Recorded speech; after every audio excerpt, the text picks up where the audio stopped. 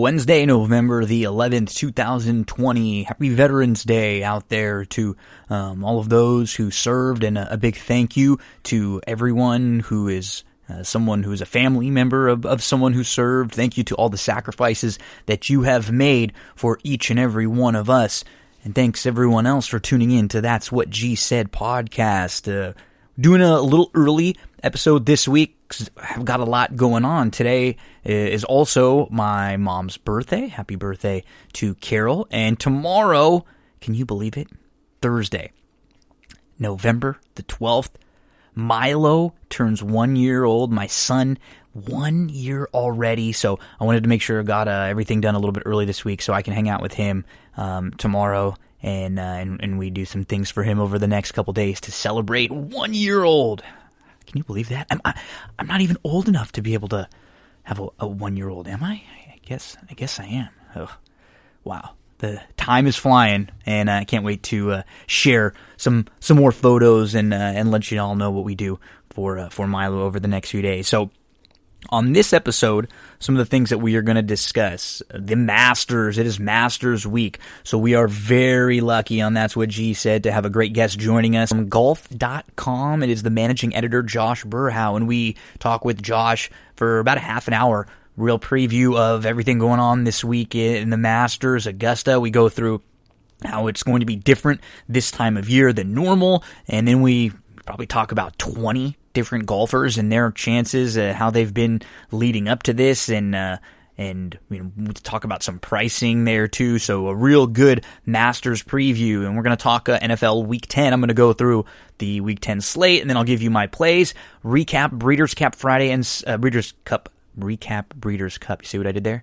Recap Breeders' Cup Friday and Saturday. We'll just kind of go through some of the winners and some thoughts on them moving forward. Stable Duel for the week. We're going to talk about the Stable Duel contest for Thursday, Friday, Saturday, and we'll give you a lot of information for the Thursday, Friday contest, and then tons of Thursday and Friday racing. I'm going to talk Thursday, Laurel, Woodbine, Golden Gate, Friday, Del Mar, and Woodbine. So plays for both Thursday and Friday.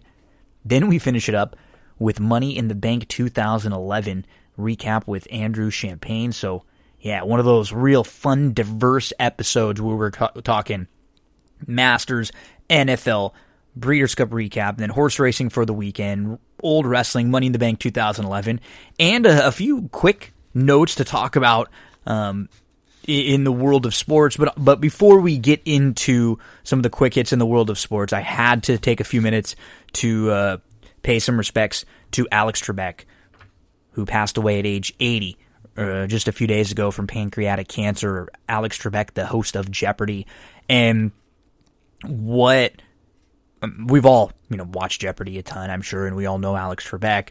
This is a real sort of meaningful one for me because he was the host for 36 years. I'm 33 years old, so my entire lifetime, Alex Trebek has been on the air as the host of Jeopardy. I actually tested online for the show and then had to go in person to where you have the in-person interviews. You do a simulation, all the stuff. So I wanted to get on Jeopardy. I tried multiple times. Finally, one time ended up getting there, but never actually made it on the show. 7 o'clock every night was Jeopardy, and then Wheel of Fortune following.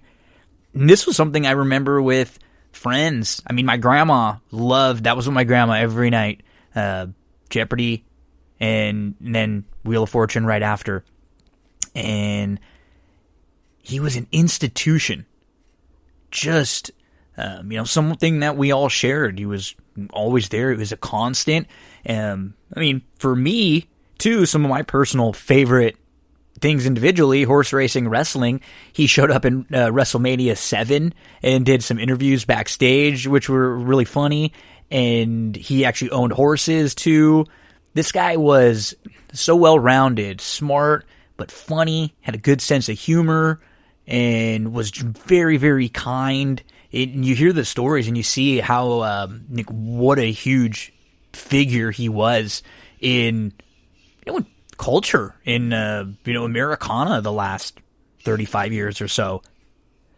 Quick-witted, just knew when it was time to be serious, but when it was time to have fun. And we've all seen clips of some of the great moments, the clues that he read, and some of the interactions that he had with contestants. I mean, we've had different things spout from Jeopardy, right? Sports Jeopardy. How about the spoofs on SNL with the Celebrity Jeopardy, which is kind of crazy because Alex Trebek and Sean Connery had those, the characters of Alex Trebek and Sean Connery had those interactions, and they both have recently passed. This one's going to hurt again. 2020 keeps on going. Alex Trebek, someone that we've all loved and really cherished for a long, long time, and his shoes will be impossible to fill. You'll never really fill the shoes of Alex Trebek. I've forever wanted to say to Alex, I'd like to make that a true daily double. That was like one of the things in my whole life. I always wanted the opportunity to play Jeopardy and get a chance to make it a true daily double.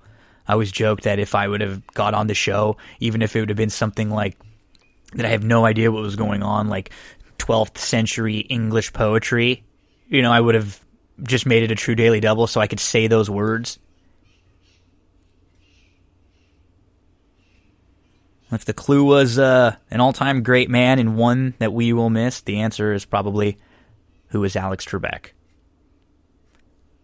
Always tough to transition when, you have a sad moment and get back on to, the other news and the rest of the show. But Alex would have wanted us to talk about some sports. He was a huge sports fan, talking a lot of doing a lot of hockey stuff before he actually got into Jeopardy. And there are some news and notes in some of the big sports right now, and we transition over to the NBA. December 22nd will be the start of the NBA season. This is 40 days away. Can the NBA do this? They're going to have a 72-game schedule, and this has to come together quickly. Here's the dates. This is November 11th when I'm recording this, when this is out on Wednesday. November the 18th is the draft. November the 20th, free agency begins. December the 1st, training camp. And then December 22nd, NBA start. And the reason why the NBA had to do this was they had to try to recoup some of the money that they were losing last year. They couldn't have another situation where if they start later, they're going to lose more money again. By starting that week of Christmas, they're able to, financially, it just makes the most sense. Now they have to do a good job of scheduling things to where it's with the Olympics on the back end of the season too. It'll be interesting how they do this. They don't want to listen. You don't want to make it difficult on the teams, some of your marquee teams and players. I mean, and I like that as a Lakers fan, right? You don't want to make it hard on LeBron, but you got to think about this. This is more than LeBron, right? This is more than the Lakers. This is more than the Heat and some of the teams that were just in the finals or in the Final Four. This is about what's best for the league, and there were a lot of teams that didn't even go to the bubble. There were a lot of teams that played in the bubble and then were done. And then there were teams that each round were done. So most of the league has had plenty of time off now. As a Laker fan, I don't love the quick turnaround. I'm a basketball fan. I love that we'll have basketball coming up soon. And I think you'll probably see the Lakers take this season now after winning a title a little, I don't want to say less seriously, but they have to be a little bit more cautious with what they do with LeBron and Anthony Davis and a lot of and in particular some of their older players, probably a Danny Green and any of the vets.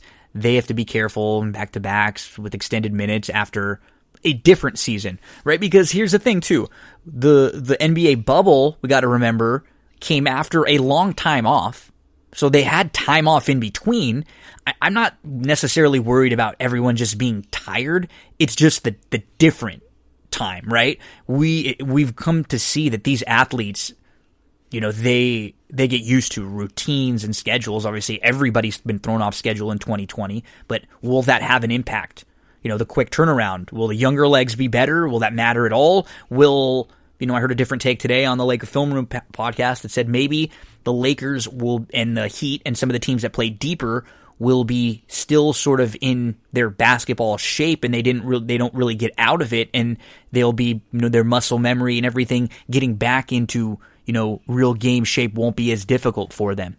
It's going to be interesting, a completely different NBA season, 72-game schedule starting on December the 22nd. And now keep in mind, this right now is not going to be in a bubble. There will be traveling. There are record COVID highs all over the place. And it doesn't look like it's going to be slowing down soon. How is that going to impact? We've seen the sports where they've had to travel around. In baseball and football, that did impact some games here and there.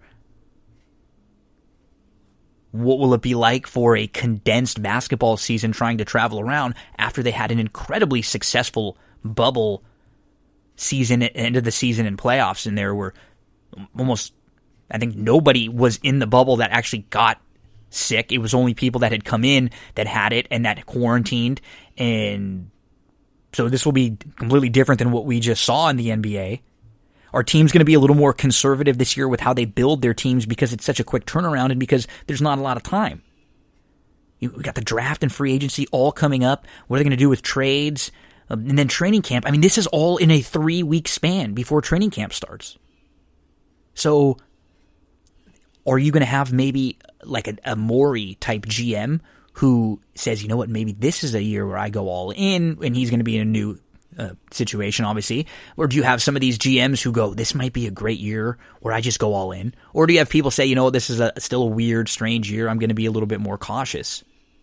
Just a ton going to be happening in the NBA over the next 6 weeks. Between now and 6 weeks, we're going to be playing basketball, and we're going to have the draft, free agency, training camp, trades, and then the start of the NBA on December 22nd. So we will have NBA on Christmas, and that's one of the main reasons they wanted to do it too. They know that Christmas Day is such a huge day for them. So we will have, I'm sure, probably that 4 or 5 game slate on Christmas Day. So free agency begins 6 Eastern on Friday, November the 20th. That's just 2 days after the NBA draft. And think about all the big players we've heard trade rumors about just recently, right? Harden, Embiid, Westbrook, CP3, Booker, the Warriors, what are they going to do with their pick? Paul George and the Clippers, are they going to make any kind of a splash there? Bradley Beal, what's going on with Drummond and Hayward? Those are 2 players that could move. There's going to be a lot happening off the court in the NBA over the next few weeks. If you're a fan, you will enjoy all of the movement, all of the buzz. Let's get into a couple of news items in baseball. So Tony Larussa, who was hired as the White Sox manager, and many said, I cannot believe they would hire him. Not that he's not a good baseball mind, but he just has not been a coach for so long. You figure he's going to be somewhat out of touch with this younger generation, and it would be harder to relate. Word came out that he was actually charged with a DUI the day before being hired. He got this DUI back in February. He was charged in October. They knew about this. This wasn't like he was hiding it, but we publicly didn't know about it. And people were already questioning the hire before something like this. So nobody's perfect. We all make mistakes. The DUI doesn't mean this guy can't go and become a great manager. But this was already a move that was raising eyebrows. And now one of the first things that we hear isn't even anything baseball related. It's that he had a DUI and he was apparently being very trying to flaunt who he was to the cop. Those are some of the quotes that came out. I'm a Hall of Famer. I'm a baseball guy, and trying to, show who he was. So not the most positive coming out from the Tony La Russa White Sox marriage to begin. Justin Turner had an apology for coming back on the field after the Dodger game, and MLB released a statement. He was not punished whatsoever. This was something I was vocal about as a Dodger fan, and I've been somebody who's been very, I'm very cautious of everything COVID related. I think in particular for me, I'm someone who is a cancer survivor. I have pre-existing conditions. I have a brand new son who's going to be a year old. I can't chance it. If I were to get sick, and I could very likely be someone that wouldn't make it. I can't put myself in those opportunities, so that means I don't go anywhere and really do anything. And the few times that I have to, if I have to go to the store to pick something up, I'm wearing a mask, I've got some gloves on, I'm staying far away from everyone, I'm being as cautious as possible, and I'm really doing very little. And so I think there are a lot of people out there, whether you're pre-existing conditions or not, because you are also maybe just scared, because there are plenty of people who have no pre-existing conditions that have had issues with this, right? I appreciate the apology from Justin Turner. It still rubbed me the wrong way, and hopefully we'll get over it eventually, and hopefully it didn't affect anyone. But this is something that I didn't like at all, and I'm actually surprised baseball didn't punish him. I think we've seen this with baseball now. They don't like punishing people because it looks bad on them. If they come out and say, oh, we're going to suspend Justin Turner for 20 games to start next year, then everyone's going to go point back to them and say, how did you let him on the field? Why did you let this happen? How come the results, we got the results back late, all this stuff. They turn it on MLB and make them look incompetent. So baseball doesn't like punishing people. We've seen with the Astros. We've seen with the Red Sox. So now, what made this difficult is Justin Turner's not some anti-mask person. He hasn't been someone that was all year saying, oh, this is crap, I don't want to have to wear these masks and baseball, this and that. In fact, he was the opposite of that to start the year. He was one of the Dodgers that told the team and said, hey, look, baseball's cracking down on this. We have a team that is good enough to win it all. We can't let something happen that we do jeopardize that. So the Dodgers were always really good about wearing their masks everywhere, in the dugout a lot of the time, players who weren't playing. That's why this was such a tough one for me. Personally, who knows the Dodgers, I don't know Justin Turner personally, but when you're a fan of the team, when you're a fan of a team and you hear a lot more interviews with someone and you see them speak and you listen to them, a lot more, I feel like we kind of had an idea who Justin Turner was, and this was just very out of character. That's why the apology came out, and hopefully nothing bad came of it, and we can, get back to actual baseball stuff. And when we think about Justin Turner and him doing great stuff on the field for the Dodgers, not the unfortunate incident after the game. And then the Red Sox rehired Alex Cora, who they fired and who they had to, I guess they didn't have to, but who they mutually parted ways with. Alex Cora was going to have had a 1 year suspension. We've now seen the coaches from the Astros and the Red Sox both back in baseball after being suspended for their year after cheating. I understand you serve your penalty and you come back, and that's fine. It feels a little weird to me that Cora is back with the Red Sox, and there are a lot of layers to this, right? First of all, like MLB, how do you let him just come right back to that team? And two, Cora was a part of 2 different cheating episodes, was he? I don't know if the 1 year was enough. Okay, that's fine. They're going to let him come back. So they do. If you're the Red Sox organization, I understand what you're thinking, right? You're thinking, hey, somebody's going to get him. Why shouldn't we? He's a good baseball coach. He's a good baseball mind. I think all of those things are correct and accurate. But if you're the Red Sox, you haven't shown your organization, or you haven't shown from your organization to your fans recently that you care about winning. You just let Mookie Betts walk, and now you're bringing back in a guy who's going to signal that, oh, you really care about winning because this was a guy who would do whatever it takes to win. I don't know, it just doesn't add up. Something feels weird about it to me, but then on the other side, I can completely understand why the Red Sox did it. They were looking at this going, I don't want a team that we play to be coached by him because he's a good baseball guy. So, again, it's just the way baseball handles things in general, right? This leads back to how MLB handles everything. And when the punishments are very lax, you get repeat offenders, you get people that I guess don't care about the repercussions. Yeah, it's weird. I can understand. You're a Red Sox fan. You probably are happy to have Cora back. He's a good coach. And if somebody's going to have him, nobody else, signed him, go get him. I just would have gone a different way if it was me and as a leader of the organization signaling, okay, we're going in a different direction now. We're sort of rebuilding. We don't have Mookie. We're going to go start with somebody new. I'm curious what some of you think. Does it bother you with Cora back and Hinch back in baseball? Is it no big deal? A lot of people said baseball doesn't really care about cheating, which you're right. So why should these guys get it more than anybody else? It's just, yeah, the way baseball is run behind the scenes, just there's a lot of things that need to change. And we'll see. There are big things that are going to happen in the next couple of years between the players and the owners, and maybe some things will change. We move on. How about USC? USC football. They got to win. I haven't really talked a whole lot about college football so far this season because it's been really difficult to, with football going on, with baseball and basketball that were pushed back so late, and USC hadn't played yet.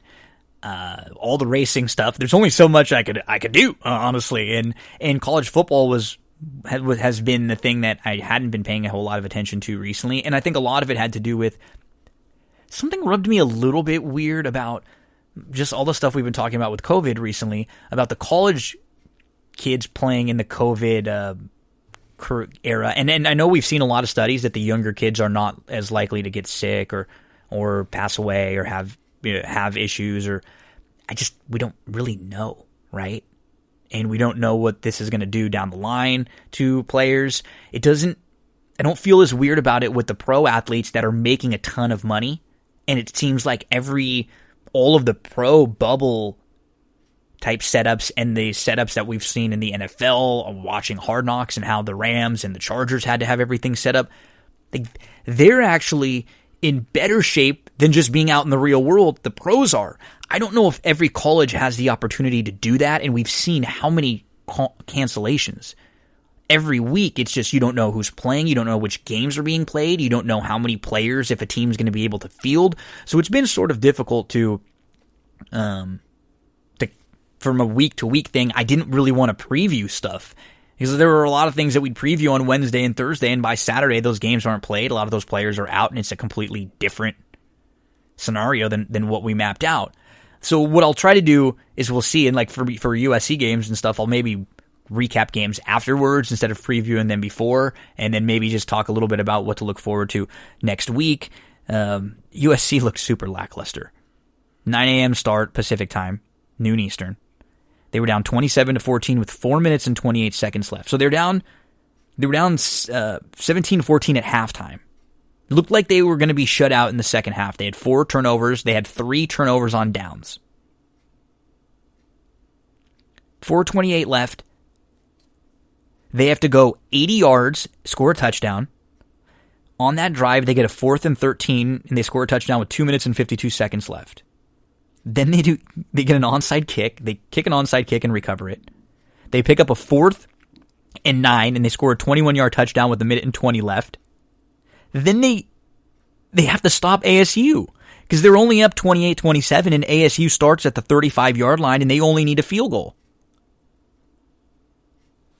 So, a crazy game. I was tweeting out, typical again, but it is typical, right? It's not the result as much unless you're winning it all, right? If you're winning it all, it doesn't matter how you win.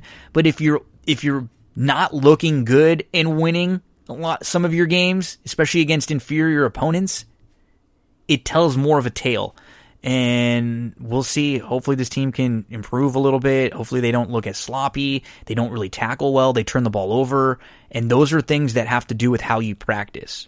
And maybe we can give them a little bit of credit for this year with all the COVID stuff and not as a normal practice regiment. I think now you gotta, you have to practice harder. They have to do things. It'd be different if this was the first time this happened in this game. This is what happens every year with them, and we just don't know if the staff is really preparing this team to win games. So far, we've had this weekend, Alabama, LSU canceled, Texas A&M canceled their game, Cal, ASU, they're not sure, Memphis, Navy, postponed. All of those games that have been postponed. It looks like USC is going to be playing, though, on Saturday at 3:30 Eastern Time. They are a big favorite at Arizona. It's a 14.5 point spread there. USC will try to go to 2-0 on the early season. All of you sports fans will love Thrive Fantasy. Download the app right now, Thrive Fantasy. It is daily fantasy sports with a little different twist. It's about prop betting. So you're going to be building your lineup based on a set of props where you're going to pick over or under on those given props.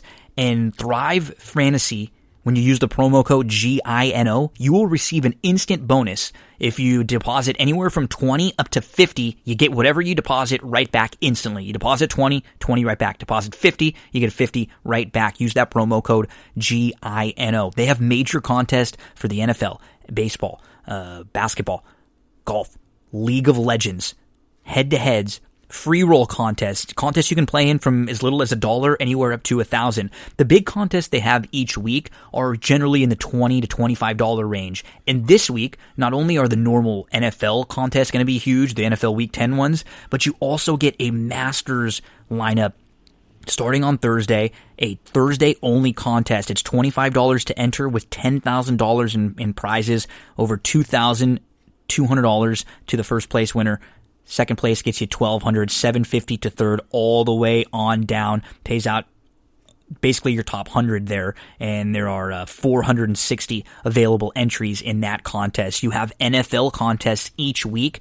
You have contest for Thursday, then you have the big one for Sunday. You've got Monday contest individually, and those big contests, $25 entries, you get around $12,000 or so in prizes, and they have about 500 entries or so.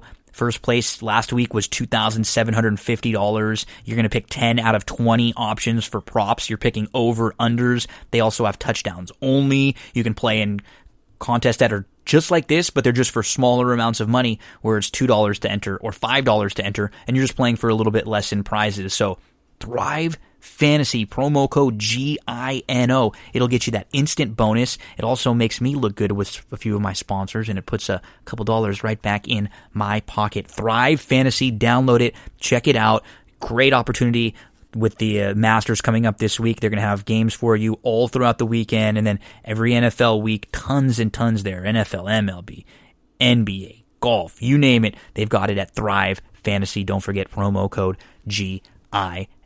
Well, it is a big week in golf. It is the Masters, and we're very lucky to have Josh Berhow join us this week to preview the Masters from golf.com. Josh talks Masters. We spend some time going through the setup, the layout, how it's going to be different this year, and then we start going player by player. We talk about maybe 20, 25 different golfers and some of their odds and their opportunities and how things have been going for them heading into the Masters. Hope you enjoy this conversation. Kick back, golf fans. A big week heading up. Oh, the crazy year of 2020 keeps rolling on because it is November and we are coming up on the Masters. It is Masters week in November, and we don't get an opportunity to talk a whole ton of golf on That's What G Said podcast. It worked out so well with the timing this year, and it really feels like there's a buzz in the air for the Masters. We're going to have joining us the managing editor over at golf.com, Josh Berhow. And Josh, before we even get into the Masters, and particularly everything going on this weekend, I really got to say, anyone that's a golf fan in general or anyone who's looking preview for the Masters, golf.com, I mean, you've got everything over there. You've got analytics articles, you've got stories, you've got history, you've got opinion pieces, you've got all sorts of gambling stuff where everybody gives their opinions on everyone's prices. I mean, this is basically like your one-stop shop for everything you need as far as like golf news, analysis, gambling. It's great. Yeah, well, thank you very much. Yeah, we I think us, just like a lot of other, media brands, and I guess any brand, you're essentially every year you're trying to do more, and this is our Super Bowl. Obviously, majors, we always kind of kick it up a notch, but the Masters, especially with the November one, you never know. I mean, you might get a few more fans in November than an April Masters, just because you have people who are maybe whatever they're looking for that time of year isn't around, and there's a golf tournament on now, I'm going to watch it. So we're always trying to get that casual fan too. But yeah, we have a lot of stuff for whatever you're looking for. Big week coming up, and just a different week. That's the conversation that I think all of these interviews and all the previews that you read out there are starting with. We're going to be in Augusta in November, not April. So some things, the course will be a little longer, a little softer, apparently cooler, but the weather still seems to be pretty similar. It seems like there's some rain now coming in early in the week and supposed to be later in the week. So going to give us the overall scene of what the course you think will be like and how it will be different overall playing it this time of the year. Yeah, so I think you're right there. We're gonna have rain. I think the next couple of days should make it a little softer, but I think the weekend we'll have a little nicer weather, and it doesn't look like we're gonna get the cold temps that we were hoping we didn't get several months ago. So that's good. But I've been down there the past 4 years, and I'm not there this year. But from everything I've heard, I mean, it looks exactly like what a typical Masters would look like in April. Those guys down there, the Green Jackets, they can set that course up however they want. They have this sub-air system that's under all their greens, and I think some specific spots in the fairways where they can pretty much suck out, air overnight or suck out water overnight if they want, and make the greens at whatever speed they want. So I think the big difference, what we're going to see and what guys have been talking about this year or this week, and this is going to get kind of nerdy, but essentially some of the grass around the greens. So Yeah. not to get too inside baseball, but Augusta is essentially Bermuda grass everywhere except their greens, which is what you have for a lot of courses in the South. And you get to like September-ish, and a lot of those courses then overseed with ryegrass, which is better for the winter. And that all of a sudden is what you see in April. What a typical April Masters is playing on that ryegrass. But now it's November, and that Bermuda still hasn't completely died off yet. So you're seeing a little bit of that mixed in. It's like with the poking ryegrass. through. Yeah. Right, yeah. So the guys are essentially saying it's just a little more spongy in some places around the greens. It's not sitting quite as much, or right? It's kind of, yeah, it kind of depends where you are. So if you get, for guys, guys like us, pretty much any 90% of golfers who are going to go there, it's not going to make one bit of difference. But for these guys, where every shot is important, where hitting it on the correct groove is important, and where bump and run versus a flop shot versus a wedge or different kind of wedge, that all matters a lot to these guys. So they're just going to have to figure out which ways to play those shots. If they get a little bit of a trickier lie and what they're allowed to do with the ball, sometimes they might not be able to get as aggressive or as creative. But that's kind of the big change you're going to see with the course, and I'm sure we'll talk about that a lot on Thursday or Friday on the broadcast. And it could be a decent sized storyline. It could be nothing at all. So we'll find out. And what is also a little bit intriguing too is, just as from historical standpoints, when you look back at things that happened in previous Masters or in previous years, this has got to be a little bit different just based on the timing. We're so much later in the year now. So when you're talking about things like maybe experience or players that never won a Master or things like that, I wonder if some of those historical factors may not hold as true here with a later version of the Masters where, for example, you have some good young players who might have a little more experience under their belt because they've already got a major or two under them, whereas in a previous Masters that might not have been the case. Yeah, and I think that plays out a couple ways. The no fans, there's definitely an element to it. Colin Morikawa, who won the PGA Championship in San Francisco a few months ago, that was the first major without fans. And some people have said, as good of a player as Colin is, and he's gonna be a future star in this game, no doubt. But a lot of people have said, well, what does he do if there's fans on that course? You really can't anticipate that pressure of tens of thousands of fans breathing down your neck when you're trying to close out a major. So that's the same thing this year. Now, is that going to give you go down to Amen Corner, one of the most strenuous stretches in golf, and you've never been to a Masters before, you've never really contended before? Are you going to feel less pressure than normal without those fans behind you, without the roars? Augusta, they don't have the scoreboards everywhere. They have, a handful up that are manually functional by just guys behind the scoreboards, and that's like every 3-4 holes I think they have them. So you really have to go by the roars to kind of understand who's leading, who made a putt, and do your best that way to kind of figure out where you stand. And it's going to be quiet now. You're not going to be able to hear those roars. So there's a lot of ways that it's going to be interesting to see who it really benefits and who it doesn't. And before we start at the top with Bryson and sort of go down, just because you mentioned it right there, I wanted to piggyback a point of yours you just made, because actually this was something that I read on golf.com, that when you talked about some of the players who felt more comfortable with no fans, one of them that repeatedly came up, in fact, he actually said it himself, was Jason Day. That he sort of likes the experience there, and that it's something that I think we're going to really have to monitor throughout the week, because it feels like some want, just like what you said, they want that crowd. They get up more from the roar of the crowd and a big shot, and then the crowd roars and it kind of picks them up and it lifts them to the second half or the next couple holes. And it'll be interesting, like you said, maybe somebody that has a bad shot that's a little more cerebral, that gets inside their head, are they going to be able to bounce back as much when they're starting to think. So, someone like Jason Day, who's a big price, I think he's like plus 5,000. He might be just an interesting one to throw a few bucks on for that reason that he said, hey, you know what? I feel really comfortable in this atmosphere.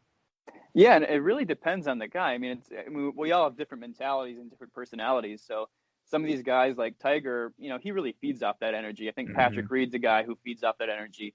Although, to be honest, Patrick Reed sometimes doesn't get the most negative positive energy. Yeah, but he's definitely a guy that feeds off the crowd, anyway.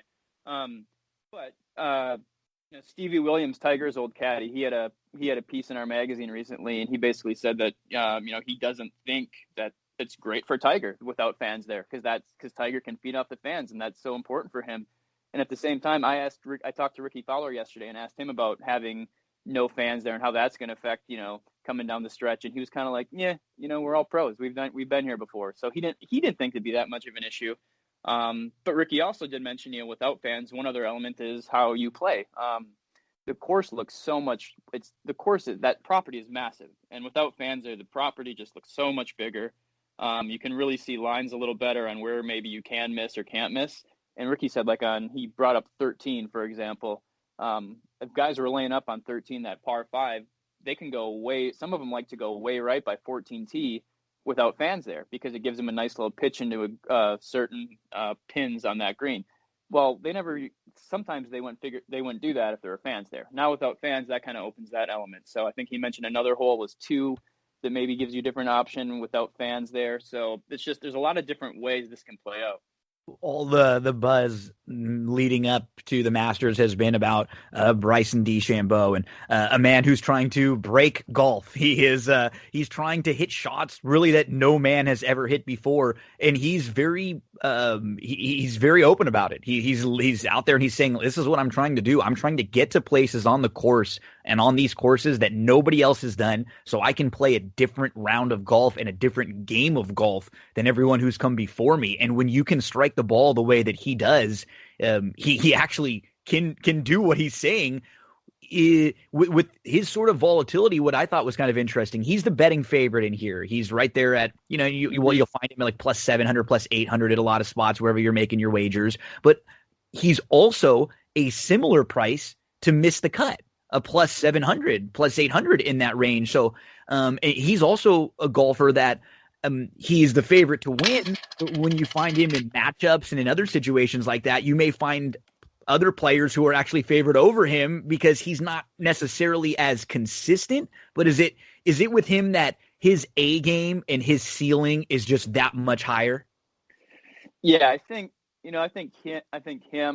Rory and Dustin are also under the same category, that when they're on, they're really they have that second gear. And specifically Bryson, I think it's also just everyone's so interested in what he's going to do here. It was almost a year ago now. I think it was last fall when he was basically saying, like, I'm going to get bigger. I'm going to hit the ball farther. And everyone's kind of like, oh, okay, I'm sure. Yeah, that's great. Figured maybe he put 10 pounds on and maybe hit the ball 5-10 yards farther. And he's, went above and beyond that. And he's won tournaments. He won the Rocket Mortgage Classic, and then he won the US Open. And all of a sudden it's, okay, this is actually working. And then I think people realized that, like, wow, he wasn't lying. And, Tiger kind of broke the mold for Augusta in 97 when he won.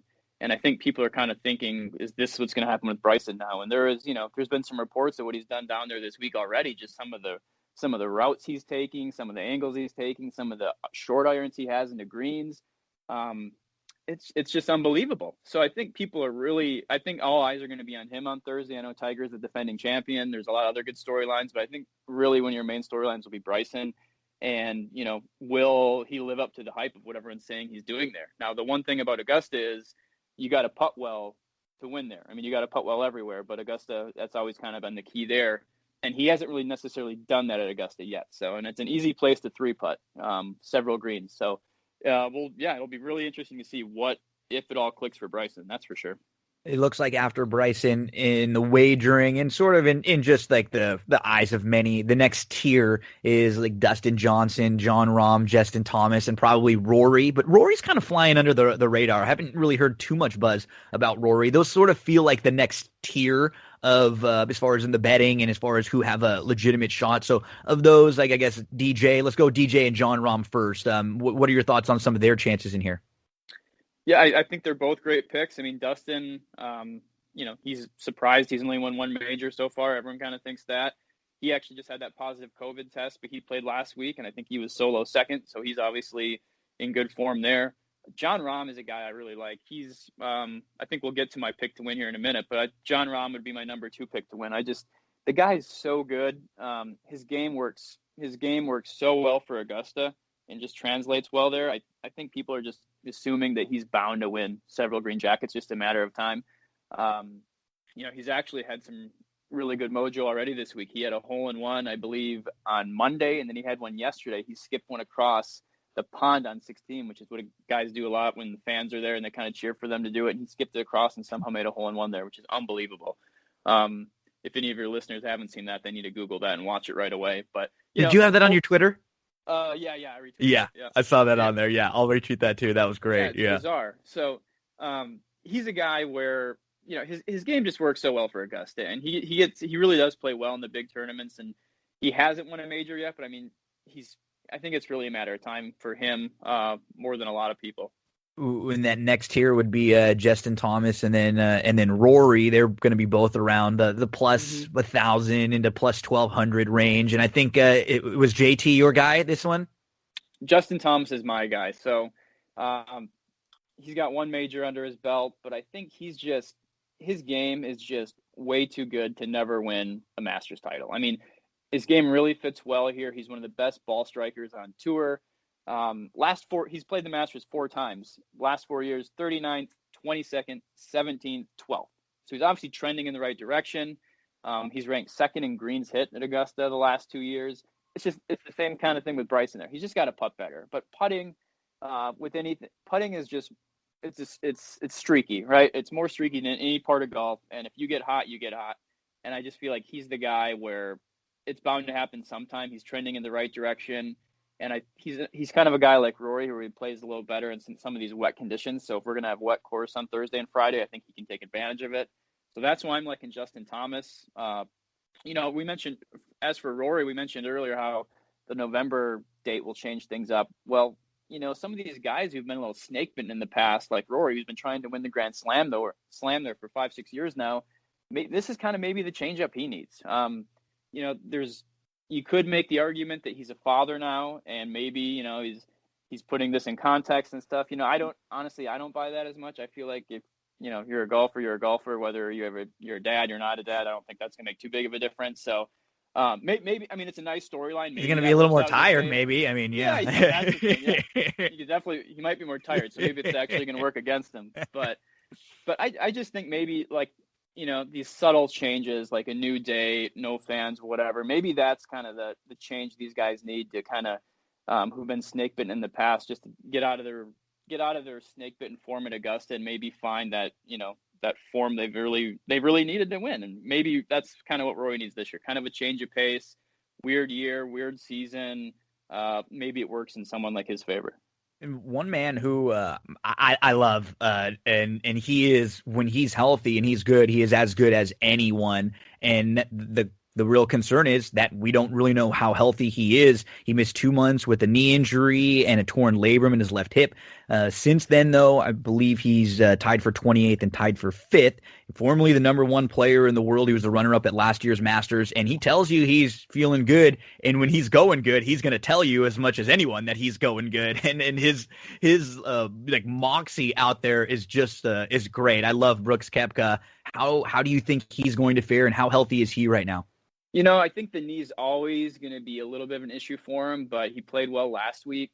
He did say in his press conference this week that he probably didn't handle the injury right. So maybe that, he's kind of paying for that, but he's getting better. He obviously played well last week. Tied for second last year. A lot of people forget, there were some really big names. Tiger won last year, sure, but you had Dustin Johnson, you had Patrick Cantley, you had Brooks Koepka, you had Xander Schauffele. You had these big name guys play really well, so they were sniffing the lead the whole time there. But one person that your readers or your listeners need to follow, if they don't already, is Justin Ray. He's kind of a golf stats guru, but he tweeted a few days ago that just to put what Brooks has done in majors in perspective, in relation to par at majors since 2016, Brooks Koepka is 73 under. The next best is Dustin Johnson at 14 under. Wow. That's 59 strokes better. That is so anytime you want to write Brooks Koepka off at a major for a major, you need to think twice about that, because the guy just, for whatever reason, he gets up for major tournaments. So always a safe bet for him major weeks. He knows the course well, played well there last year. And I think that's also maybe a good segue into, just Masters favorites or Masters winners of past years. I mean, what Augusta does really well is the cream always rises to the top. You rarely get that, like, who is that guy that just won, right? The last 10 winners have all been really big name guys. I mean, you look at, out of those 10, I think Charles Schwartzel in 2011 and Danny Will 2016 probably weren't, household names for your casual golf fan, but they were still top 30 players in the world. So what Augusta does really well is identify the best players in the world and rewards them. So if you sometimes you feel kind of cheesy picking favorites to win every week, but when you do that at the Masters, you usually get It's rewarded not like the Open. Yeah, it's different. It's not like the other ones where you feel like someone can legitimately, there can be a real upset run. This is sort of like a humbling course, and it's a humbling group of 92 players that you're playing with also. And it's amazing that we've talked almost 20 minutes and we haven't really talked about Tiger that much. Right. But I think what it does is it shows you how good this group of golfers is towards the top, because there aren't, like you said, there are legitimately 10 to 12 in here that feel like, oh yeah, I mean, that wouldn't be any surprise at all whatsoever if they won. Like that's one of the best golfers in the world. And it shows you with the betting odds, because normally, even now, Tiger is always going to be shorter than he should be because of the Tiger Woods name. And right now, he's not a top 10 choice anywhere. You can find him like from plus 3,500 about, to even up to 5,000 some different places. And Tiger had that great 2019 win where he came back. But the thing that's crazy about that is that's already a year and a half ago too. We're not talking just about a year ago, like a normal, oh yeah, that was last year in the Masters. Then you put the whole extra half of a year in there. He really hasn't played all that much since then. So, I mean, he's not getting younger. Does he have any shot in here? Yeah, and you have to remember too, when Tiger ages, it's aging a lot faster than your normal 44-year-old with the surgeries he had, with the mileage he has to deal with. Yeah, that just, I mean, I can't imagine what that guy's body has gone through. We don't even know about, there's some things we probably don't even know about. But I think, you never want to write Tiger off, but the putting hasn't been great. He hasn't played a lot lately. When he has played, it hasn't been that strong a play. We're about a year removed from his last win now. And, I don't think it's going to be his year this year. The one thing about Augusta, though, is there's some sort of tonic there with guys. I mean, right? If you play well there in the past, you're always going to play there. We see Bernhard Langer's always played well there. Freddie Couples he's always played well there. Well into 40s, 50s. Langer's in 60s now. So those guys, if you know that course, you know that course, and it's not changing it. I mean, it's not changing every year. It's not like you're going to go to a U.S. Open one year, it's Oakmont, and the next year, Shinnecock Hills. Like, you're going to Augusta every year. You're going to that same course that you have all these, positive vibes from. You remember the greens. You know how to putt the greens. You know where to miss, and that also brings these other guys into it. Like, Jordan Spieth and Phil Mickelson, for example, haven't had the great last couple of years. They haven't been that great. Phil has had some success on the Champions Tour, but on the PGA Tour, both those guys have struggled a little bit. Well, look at the results at Augusta. They're both been right there the last few years. Not maybe in contention, but good, strong, solid finishes where they're in the hunt a little bit. So if you have good success at Augusta, if you have, some fond memories of that course, if you have some good memories to draw back on, you can put some scores together there and you can get in the mix just like that. So as easy it is to say, Tiger's forms probably isn't there, you never know when you get on property. Trying to win his sixth there with 13 top six finishes since 1997. It's just insane when you read through some of Tiger's stats. Yeah. Like you forget when you go back and look. Okay, before I let you go, I just want to get a few of these quick hitters for you. You give me a few thoughts on each one, and we'll start off with someone who you mentioned. I mean, probably one of the better players in the world not to win a major. Schauffele, Xander, can he get the job done in this big one? He'll be top 10. I mean, you basically can't rule the guy out for having a strong finish at a major. I mean, major championships, he's kind of like a mini version of Brooks Koepka. He's just always right there. He's so solid. And I don't think he wins this week, but if you're looking for like a top 10, top 20 bet, like, I mean, he's got to be almost a lock. Let's put the young kids together in a package. You mentioned Morikawa, 23 years old. And then what about Matthew Wolff, who's only 21 years old? He's going to be making his first start at Augusta, but he's been top 5 in his first 2 majors of the 2 young kids. Who do you like better? Do you prefer either one? And do you think either of them have a realistic shot? I don't know if either have a realistic shot, just because I feel like you get more of your veterans that rise to the top at Augusta every year. But I do think they're certainly capable of some strong finishes. I think both should do pretty well. I like Morikawa to have a better finish. He's a really strong iron player, just like Justin Thomas is. People just rave about, his ball striking. That's what you need to do well at Augusta. I think that'll put him in a good position there. Matt Wolff, you could argue, is going to hit the ball farther, is going to be able to have shorter clubs into greens, but I think Colin's probably the guy to take out of those two. Couple more to ask you about. Patrick Reed, the 2018 champ. He's had 4 top 10s since the restart, and maybe someone that's been a little bit off the radar who played well last year, who was tied for 5th, was Webb Simpson, who's been super consistent, who isn't someone that a lot of people would probably go out and bet, but that was their 2012 U.S. Open champ and someone who's played well here. Reed, Simpson, either of those guys, do you give a shot? I think so.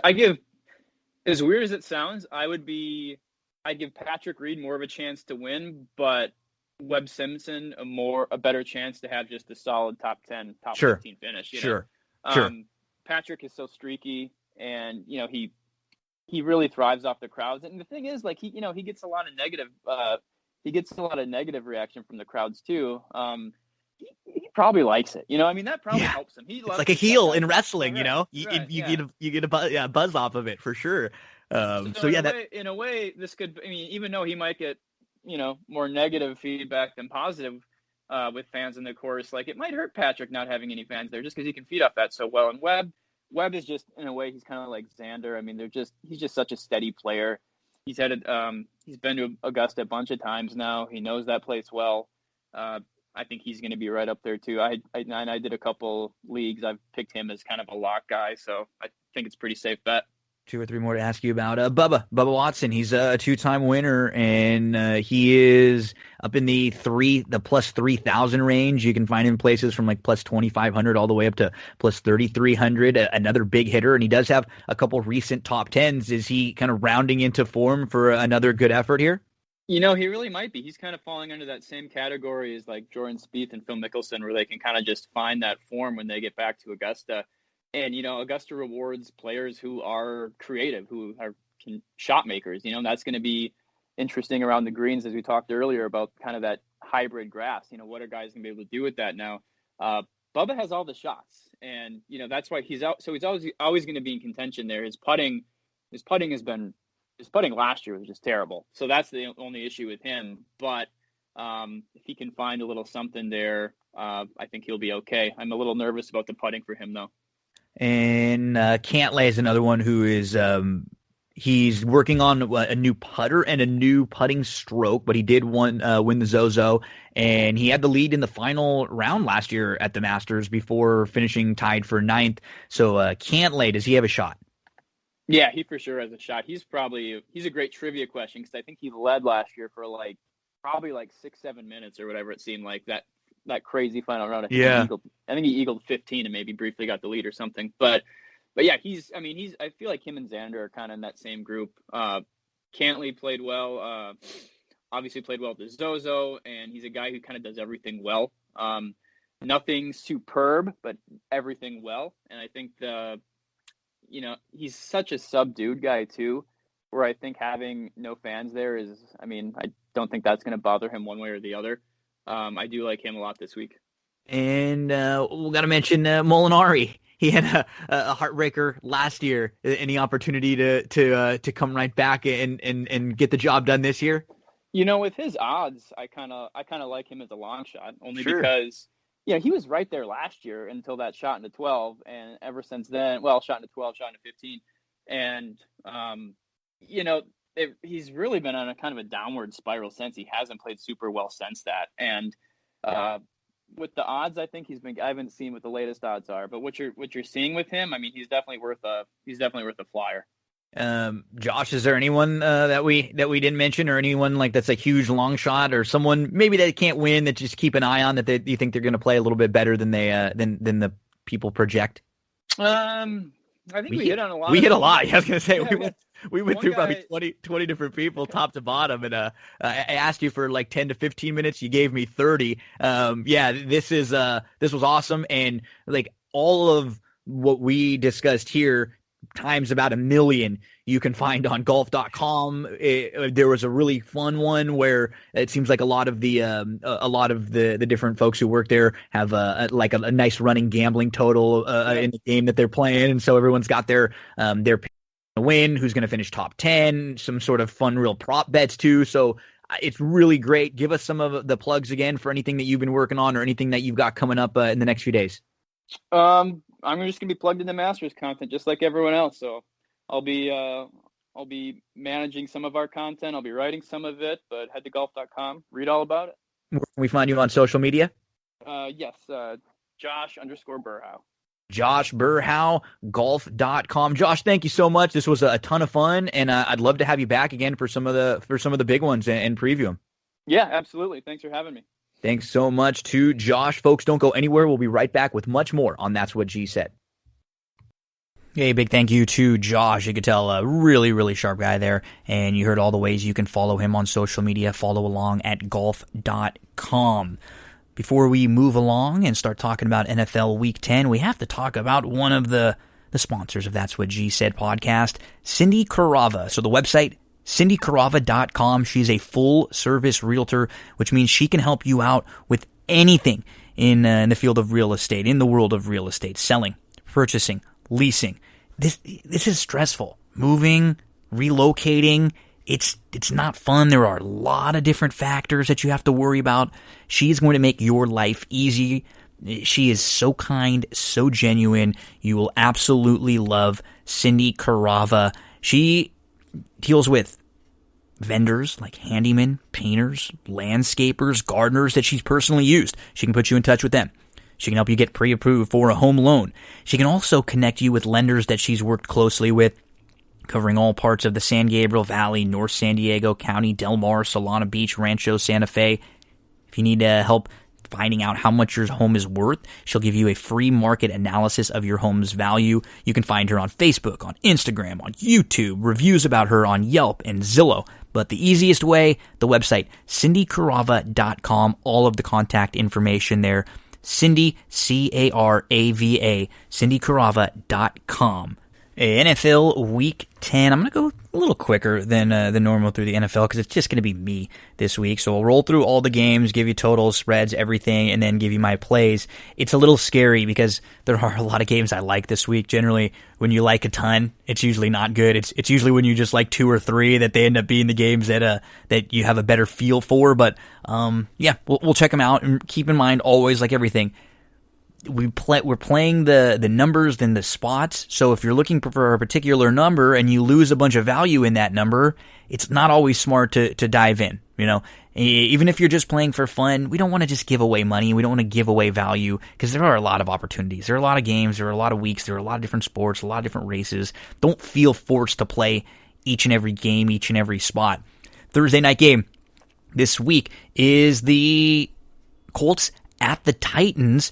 And the Titans are a 2-point favorite in this game. The total right now is around 48.5 here. This is going to be one of my plays this week. I like the Colts in here, and I'm looking for +2, and I'll probably play a little money line in there too. They completely blew that Ravens game last week. You had a Taylor fumble and then a Rivers interception. Those two plays completely changed the game. Baltimore was not playing well early on, and the Colts let them hang around there.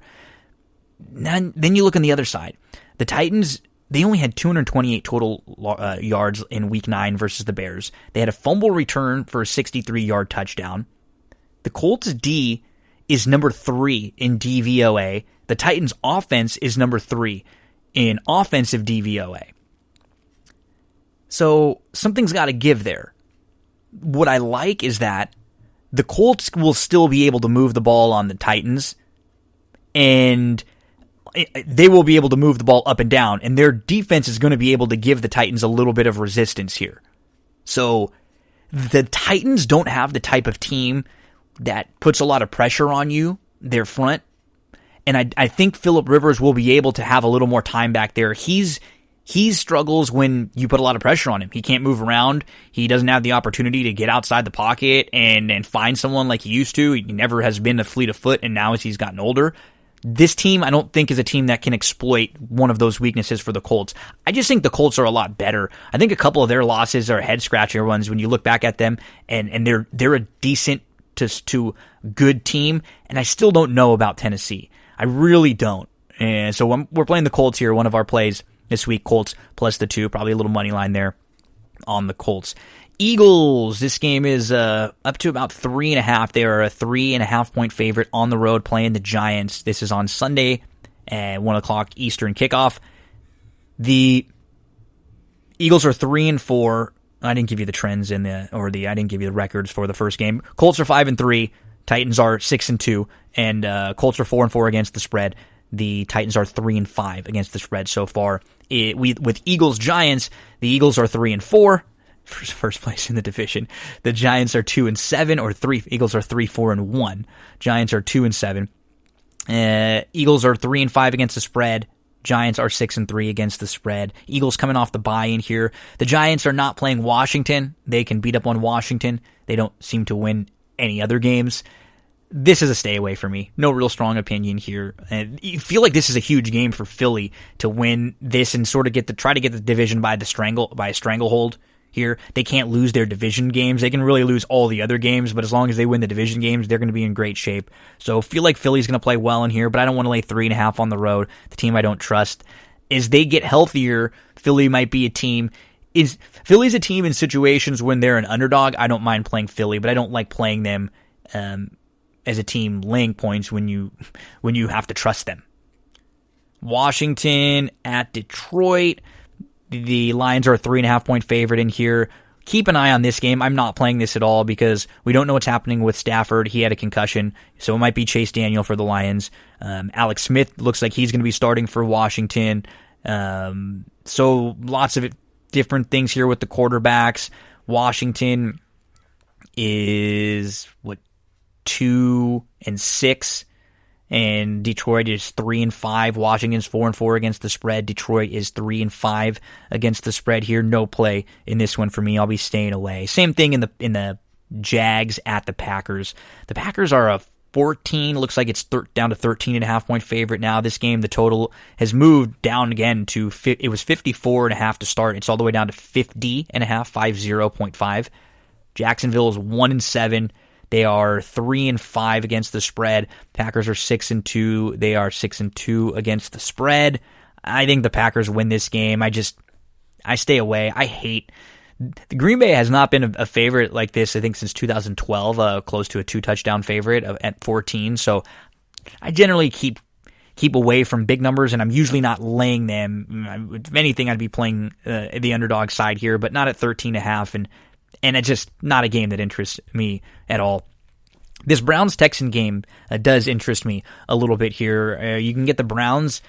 Look around. If you can get less than 3, I'd love it. If it was Cleveland minus 2.5, which were out there earlier in the week, it's around 3. I don't really want more than 3.5. I just think this Browns team is way better than the Texans. It looks like Baker will be playing. He looks like he's off the COVID list. You're going to get Nick Chubb back this weekend, and off of the bye, Kareem Hunt should be very healthy. So you're going to have Baker, Chubb, and Hunt all as healthy as they've been in quite some time. It's the Browns off the bye. I think because they're coming off a bye, and they came into this season thinking Odell Beckham Jr. was going to be a big part of their offense, and now he's not. So what they've been able to do now with the bye, it gives them an opportunity to incorporate a lot more things in their offense that have nothing to do with Odell. A lot more run-heavy stuff, incorporating other players, building things around some other players that are going to be a bigger part of their offense. I think they're going to look a lot smoother off the bye offensively. Now, keep in mind, the Browns are a really good running team. They're 5th in the league in rushing yards per game, and a lot of that has been without Chubb. They're 4th in the league in yards per rush. Houston allows the most rushing yards per game. Dead last. They are second to last, allowing the most rushing yards per rush. They allow 5.1 yards per rush. If you just hand the ball off twice, think about that. First down, hand it off. 2nd and 5, hand it off, you get a first down. You could just do that all the way down the field against Houston. They give up 5.1 yards per rush. This is a bad matchup for Houston. Cleveland has the opportunity now, healthy, to just run all over this team. And what's scary is that one of Cleveland's weaknesses is their secondary. They're not great against the pass. So you'd think, okay, maybe Houston can go up and down on them. But this game might have some bad weather. It might be raining. There might be wind. If that's the case, it'll really help the run game for Cleveland even more. Cleveland -3. Anything around the 3, we are anything 3 or under, we're fine with. But you don't want the 3.5. The 3 is key here in this one with the Browns. We move to Tampa. So Tampa is 6-3 overall. They just got their doors blown off. The 4-5 against the spread. And Carolina's 3-6, 5-4 against the spread. This has moved. It opened up at Tampa -6 at Carolina. Now it's down. It went down to 4.5. It's back up to Tampa -5. Total in this game is 50.5. There will be no McCaffrey in here. This game's a stay away for me in that sense. Carolina plays a lot of tight games. I wouldn't be shocked if Tampa wins this game closely. But the last couple weeks, and not just if Tampa had just gotten blown out by the Saints the other day, it wouldn't bother me that much. What bothers me is that they didn't look good against the Giants the week before in a game that we all assumed, okay, they didn't come out against the Giants and play well because they were looking past the Giants to the Saints game, the big game that they had coming up the next week, and then they lay an egg in that game. So I'm steering clear of this one. I would lean Carolina if I had to. I wouldn't be shocked if Tampa comes out and just looks incredible after a couple bad performances. So no play for me there. I'm staying away. I'm looking at the Denver at Vegas Raiders game here. I'm possibly taking the Broncos if this game for some reason were to float up to 6 at 5. I don't really love it. The Broncos are 3-5. They're 5-3 against the spread. The Raiders are 5-3. They are 5-3 against the spread also. And the Raiders have been better than expected. They have a couple tight games. They've been involved in a lot of games that could have gone either way. They very easily should have lost that game last week. These are the two teams that have both recently been the beneficiary of some of the Chargers' weekly issues, where Denver came back and did all that damage in the fourth, and then last week it looked like the Chargers were going to beat the Raiders, and the last play is overturned. They can't get in the end zone. If we can get to 6, I'd lean Denver in this one. I'm going to wait for that, though. I'm not going to feel forced to play it at 5. Buffalo at Arizona. And Arizona is a 2-point favorite in this one. The over-under is now up to 56 in here. I like the Bills. Their weapons were all healthy last week, and they looked really good, and they had a very aggressive throw all the time, throw early play calling and scheme set up. And I hope they will continue that, because I think they can go up and down on this Arizona team. And their losses, Buffalo, when you look back at them, they came when their games were sort of up in the air. Remember, it looked like their game was going to get canceled, and then it got moved. They had to play a Tuesday game. They didn't know if they were going to play the Titans. That game, everything got adjusted in their schedule for a few weeks. That's not easy for a team that in football. Think about this. You play week 1. What do? You finish week 1, and then you focus for your opponent week 2. When you have multiple opponents out there hanging over your head, it's difficult, and you don't know exactly what's going to happen. I'm willing to give Buffalo a mulligan for the poor performance against Tennessee, and sure, okay, Kansas City too, who's probably the best team in football. I like Buffalo here. I think they figured it out last week. They looked a lot more like that Buffalo team through the first 4 weeks of the year when they were humming on offense. So I think this should be a really fun game. These are two good quarterbacks that can run, they'll go up and down. But give me Buffalo in a tight game here. Buffalo plus the 2. One of my plays. They just feel like the better team. Questions about Kingsbury in close games. I don't really love his decision-making late. Give me the Bills here. We go to the Dolphins versus the Chargers. So, Buffalo is 7-2. It's funny when you think about it. And they're 4-5 against the spread. Cardinals 5-3 against the spread. Chargers at the Dolphins. So the Chargers off of these just disgustingly bad losses over and over. And then you've got the Dolphins coming off of this win streak. Now Tua's in. They looked great last week. They're the hot team. They're the buzz team. Everybody's going to be on the Miami side. Not me. I'm going the other way here. We're going with the Chargers. Think about the way they lose games. They do it to themselves, and in close games, I want the Chargers. I would love if this floated up to 3. I'm okay with it at 2.5 here, but definitely look around for 3, but take it at 2.5 just in case it doesn't, and probably a little Chargers money line here. I just don't think the Dolphins are going to be able to continue it week in, week out. They're going to come back to life one week. This is a good Chargers team. It looks like Bosa's going to be back this weekend. He's going to be able to wreak a little havoc and put a little pressure on Tua there. I like the Chargers. Herbert has been just great. And the Dolphins have been the beneficiary of some really gift defensive touchdowns over the last few weeks against the Rams and then against Arizona. They've been getting free points. That is not always going to happen. They go for their 5th win in a row. The Chargers have 6 losses, and they're all by less than 7 points. They are 2-6, but they're 5-3 against the spread.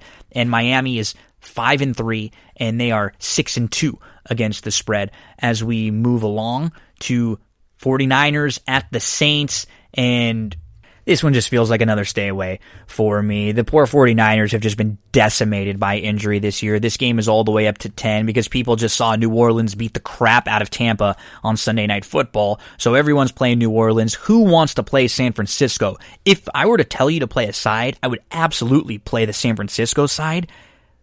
They have more than a dozen starters on IR. I just can't back them. As far as the number is concerned, I would have to be on the San Francisco side, but I think New Orleans is going to win this game. But this is not a game I would bet whatsoever, and the poor 49ers are due for some good luck. They've just had an unfortunate year after had such a great year last year. Sometimes you wonder why it bounces that way. The 49ers are 4-5 against the spread. The Saints are 6-2. They're 3-5 against the spread, though. They had a big win last week, though, that really helped their division-winning aspirations and their aspirations of securing a number 1 seed and making a deep playoff run. We get to Seattle at the Rams. This is a big divisional game here, and the Rams are... I got this one at 2, and it looks like it's moving towards Seattle. Now it's at 1.5. Rams as a 1.5 point favorite here. Over-under currently 55.5. I like the Seattle side in here. Seattle just played really, really poorly last week. It felt like that was a bad spot for them. They're not as great when they travel far and they have to play early in the morning like that. Think about Seattle to Buffalo. How far? That's basically as far as you're going to have to go. And it was a bad loss last out. I'm not going to sugarcoat it. But who are the Rams? And I'm a Rams fan. I'd love to see the Rams win this game and play well. I'd love to see the Rams win a Super Bowl, have a great year. But who is this team? They have a good group of wide receivers. We really don't know much about their backs. Goff is inconsistent. Their defensive front is pretty good. They have big playmakers on the defensive side of the ball, but they have some holes there too. So I think they're a better than average team, but I don't know how great they are, and they look a little bit better than they should, the Rams. They're a 5-3 team. They're 4-4 against the spread. Their 5 wins have come against the 4 teams in the NFC East and the Bears. I don't know how great that resume is. Seattle 6-2, 5-3 against the spread. Russ looked bad last week. That was probably the worst game we've seen from him in a while. And Seattle might be getting back Chris Carson and Carlos Hyde. So they will be a more complete team, no doubt, with those two. They need some help in the backfield. I'm expecting a much better game from Russ. I think Seattle wins this game here. Seattle will be another one of my plays this week. Let's move along to Cincinnati at Pittsburgh. Lots of stuff in this game with Roethlisberger. We're not sure his status for this game, banged up, and he's been on the COVID list, so I think he had to quarantine. This game opened at Pittsburgh -10. It's moved to Pittsburgh -7.5. This one's a real stay away from me after moving a few points. Over-under in this game is right around 46 right now. Bengals are 2-5-1. They're 6-2 against the spread, though. And the Pittsburgh Steelers, 8-0, undefeated, 6-2 against the spread. Coming off that just abysmal showing last week against the Cowboys where they really looked poor. But that was a predictable result, right? They always do this. They always play bad against the teams they play down to the level of their opponent or up to the level of their opponent. I'm going to stay away here. I could see Pittsburgh's defense having a field day with Joe Burrow. I could also see Burrow moving the ball here. I can't really get a great feel for this one. It's a stay away for me in the Cincinnati-Pitt game. Two more left to talk about. We've got the Sunday night and the Monday night football game. Sunday night is going to be Baltimore at New England. Can you believe New England, who should have lost that game to the Jets? They looked horrible on Monday Night Football, and they are a 7-point underdog at home. 3-5, shouldn't even be 3-5. Baltimore, and they're 3-5 against the spread. Baltimore 6-2, 4-4 against the spread. Their total in this one, Baltimore a 7-point favorite on the road at New England. Over under in this game 44. Oof, could be ugly. They could be mucking it up for both sides, and just trying to force teams to throw the ball and pack in the box.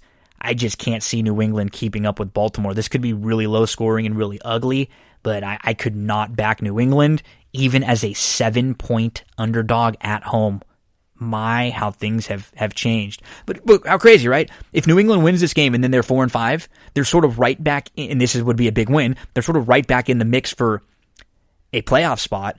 Remember, there are 7 playoff spots this year, and the NFL has recently said that if any of these games leading up or canceled in the next few weeks, or because of COVID-related issues, if important games are missed, there might be an additional playoff spot added. So there could actually be 8 teams from each conference in the playoffs this year, which for a total of 16. That's something that the league is just going to wait and see if teams are affected. But I do like the fact that they've said that. It wouldn't be fair to a team that ends up a half game behind out of a playoff spot because they didn't get the chance to play another game. So I like that they said they might give, an opportunity for another team or two to get into the playoffs, which, in a crazy year, you have to be able to call an audible and think outside the box a little bit.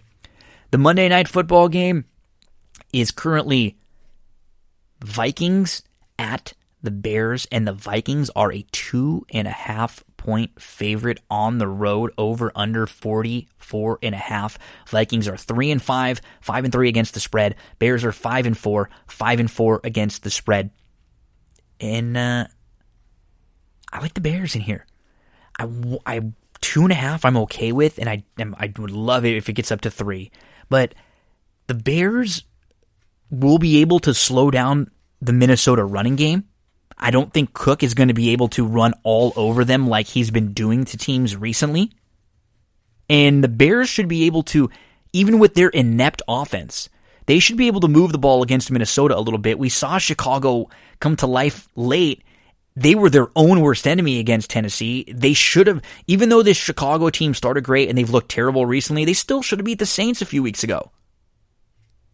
These are the spots where I like the Bears more, where they're an underdog at home or an underdog against another team that may not be that good. You don't necessarily want to take the Bears when they're a big favorite laying points against a bad team. I don't like them in that spot, and I don't like them against a team when they feel like they're really overmatched. This feels like a good spot for the Bears to pick up a victory. I'm going to play the Bears money line. Let's try to get Bears +3, 2.5 I'm okay with. So the plays for me this week: the Colts +2, the Browns -3, the Bills +2, Chargers +3, Seahawks +2, Bears +3. Make sure to look for the 3, 2.5 I'm okay with there. If you can find a Broncos +6 out there, I would also play that one. NFL Week 10.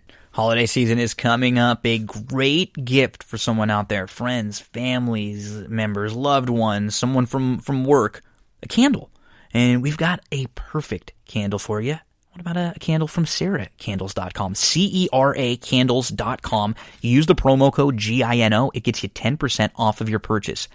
These are all natural soy wax candles. So not only are they really good quality candles, they're better for you. They're actually healthier for you, and they will burn longer because of that. These are affordable priced candles, 20 plus different options, seasonal scents. You have scent for every mood, time, 3 different sizes. It's a local small business that loves candles. They just wanted to create the perfect candle for themselves, and they figured, hey, this is something I want to share with everyone else. This is a family that I've known for 25 years, and they are bringing you a candle with no toxins, with no carcinogens, with no pollutants. These are handmade, a great holiday gift.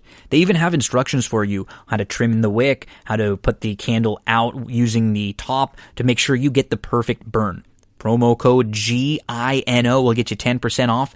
CERACandles.com. That's the website, CeraCandles.com. Breeders' Cup Friday and Saturday was last weekend, November the 6th, November the 7th. Let's recap it real quick. Let's go through what happened on Friday and then on Saturday. We saw a really impressive performance on Friday in the Nyquist Stakes for 2-year-olds from Highly Motivated. He actually earned a 96 Beyer speed figure, which I believe was the top speed figure of the day, of the winners. So Highly Motivated, a horse to keep an eye on, a very impressive winner in the opener on the undercard there on Breeders' Cup Friday. The Breeders' Cup races, early it looked like it was a racetrack where you wanted to be forwardly placed. It looked like it was a speedy racetrack. In the 6th race, the Breeders' Cup races started. We had Golden Pal who got the win. He will be headed to Royal Ascot. He broke like a shot. Number 14 from the outside, cleared over, and then he was weird. He looked like Irad Ortiz really grabbed a hold of him, and he was right, almost back headed, and then he spurted clear again. It was a weird race, but no doubt about it, a very talented winner there in Golden Pal getting the job done in the Breeders' Cup Juvenile Turf Sprint. Thank you to Brian Aragoni for joining us last week to talk about that one. In the Juvenile Turf, it was Fire at Will who got the victory. Sean Alvarez talked about this race with us. We were not on Fire at Will at all. He was a 30-1 shot who sat a perfect trip, a $62 winner, earning a 90 Beyer speed figure. Really no excuses for Battleground. He just didn't get going till late. He was your lukewarm favorite, and he was just good enough for second there. That was the Breeders' Cup Juvenile Turf.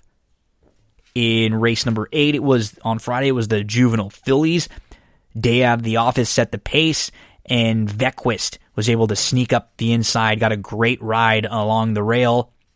93 Beyer speed figure for Vequist in winning, and it looks like Vequist, Day Out of the Office, Girl Daddy, and Simply Ravishing will all be heading to Florida for the winter, for the next few months to figure out what their plans will be for their 3-year-old seasons. And Princess Noor, the favorite, was disappointing, just good enough for 5th there as the favorite in the Fillies. In the Juvenile Fillies Turf, which was race number 9, Aunt Pearl showed how impressive she was. She wired the field, earning a 91 Beyer speed figure, and we got to give it up to Andy Villanueva. Also, Juvenile Fillies, that was Ryan Dickey who joined us talking Juvenile Fillies. Thank you to Ryan. Andy Villanueva joined us to talk Juvenile Fillies Turf. He liked Mother Earth a lot, who ran second at 22-1, so nice call on that one, Andy. And it looks like Aunt Pearl could be headed to Royal Ascot. She can stretch her speed out. She is really, really quick, and she has that put-em-away type speed. The current favorite for the 2021 Kentucky Derby is Essential Quality. Essential Quality won the Breeders' Cup Juvenile. This was one of the few horses I liked throughout the week that won. We had a couple opinions that were good. This one was with Essential Quality, who sat much farther off the pace than expected. Quick fractions as it looked on paper, but he was way out of it, and he earned a 95 Beyer speed figure. Jackie's Warrior was impressive in finishing 4th. He was just a little too forwardly placed right next to a really, really quick pace there. It looks like Essential Quality will have 2 prep races before the Derby in 2021, so he is the current horse to beat when we talk about the 3-year-olds for next year. Essential Quality gets the job done in the Breeders' Cup Juvenile. Big thank you to Barry Spears for talking Breeders' Cup Juvenile with us. So those were your Friday Breeders' Cup races. Let's talk about the Saturday, November 7th races. We don't have to go very far to talk about a real impressive horse in Nashville. And what we saw on Saturday was, I don't want to say it bothers me, but these are really big days with good horses. We don't need the racetrack to be extraordinarily fast, so we're going to set all these crazy track records. And I'm not saying this as someone who thinks the results were different, right? I think in a lot of cases, the best horses won, and I don't know how much would have really changed. But I don't need to see a track record in every single race, and I don't want... Horses aren't supposed to run that fast all the time. So I don't know how safe it is for the horses to go an extra second and a half faster than some of the fastest horses ever have gone on that particular day, at that particular trip and track. That's just me. Now, I don't need to see that. We can see a horse like Nashville earn 102 Beyer speed figure and set a track record, and it doesn't have to be, blowing a track record away and going a little faster than maybe they should. This is a horse who's going to be possible for the Malibu against 3-year-olds or the Cigar Mile on December 5th against older. If he runs in the Malibu on December the 26th, he could be running against Charlatan. Remember the Baffert's horse from earlier in the year? That could be a cool race. Nashville against Charlatan. Nashville winning the Perryville Stakes in the opener, the undercard in the opener, race 1 on the undercard of Breeders' Cup Saturday. Let's move along to the start of the Breeders' Cup races on Saturday. Gamine gets the win. She in the Breeders' Cup Filly and Mare Sprint. Big thanks to Scott Shapiro for talking about this one with us. She earned 110 Beyer speed figure. She crushed. She earned a track record. Here's my issue with this. This is the same Gamine who has had on May the 2nd, was disqualified for testing positive for a banned substance, and she could be disqualified from her third in the Kentucky Oaks for a medication overage. So we have a horse who's had 2 incidents this year, might have been disqualified twice, and was running in the Breeders' Cup before we resolved her previous issue. That's my problem. Now, if they wait a few weeks and they say, oh, you know what? It was fine. We didn't have to disqualify Gamine. Then she can run. But the timing of this is weird to me, and that's the problem with racing. I was talking about this with baseball earlier. Like, racing doesn't want to come down with a harsh penalty or make some kind of a really difficult decision, except for what they did with Jerry Hollendorfer and a couple people, because they don't want it to look bad on themselves. They don't want them to say, oh, people will look back and say, well, weren't you the one that missed this? Didn't they get all these things by you? So is Gamine an awesome horse? Yep. It's so difficult with this specific filly, knowing when she puts up these performances like this, and then she's had issues twice. Those have no. I'm not that naive to think that they have no help in her performance whatsoever. I'm not a vet. I don't think these are complete performance enhancing things, but I do know that things are used sometimes to mask stuff. And that's what bothers me just about this particular horse. And in horse racing, we have to be a little bit more transparent, right? Because if she hadn't had 2 issues this year, I'm not going to say that with other trainers who have had. You go through a lot of trainers, and nobody has a clean record. Everyone's going to have things that were honestly a mistake, something where they tried to get by, whatever it is. But when it's the same horse multiple times in the same year like this, and they're allowed to run in the championship race, and then they win off like that, it just made me feel, I don't know. If we find out in a month or 2 again that Gamine had another issue, or as a bettor, I'm going to feel pretty pissed off and cheated if we lost money against Gamine. Because the bettors are the ones, right, who always get screwed. We're always the ones that lose. Is she awesome? Yep. Did Baffert do a really good job with her, like he did with Authentic again, in getting these horses the ability to mature, to relax a little bit? She was able to set off the pace. She's phenomenal. I have a hard time, gauging races with her in it. Serengeti Empress was really good, and she was second, and that's going to be it for Serengeti Empress. That was her final start. In the Breeders' Cup Turf Sprint, thank you to Bill Downs for joining us. We had the first ever international winner of the Breeders' Cup Turf Sprint. Glass Slippers gets the win and earns 104 Buyer speed figure in doing so. There, Got Stormy was just a little bit flat, and in what was a wide open race, the favorite was 9-2 in that one. It was the Dirt Mile. Joe Christofek joined us to talk about this one. And Nick's Go gets the win, 108 Buyer speed figure, another broken track record there. He went sub 22, and he went 44-1 to the half mile and just went on. And again, he was probably the best horse. He was probably going to wire this field anyways and run them off their feet, but maybe a little faster than they needed the track to be with this one. And just continuing on the amazing weekend for Brad Cox, who was able to stack up 4 Breeders' Cup victories there. The Filly and Mare Turf, Andrew Champagne and Darren Zocali joined me to talk about this one. Ayudara got the win, and Rushing Fall was just a really, really good second in her final race. Ayudara earned 103 Buyer speed figure. Pierre Charles Badeau, one of 2 Breeders' Cup wins on the weekend. Harvey's Little Goyer ran third, and Lady Prancelot ran fourth in there. In the Filly and Mare Turf, Ayudara getting the victory.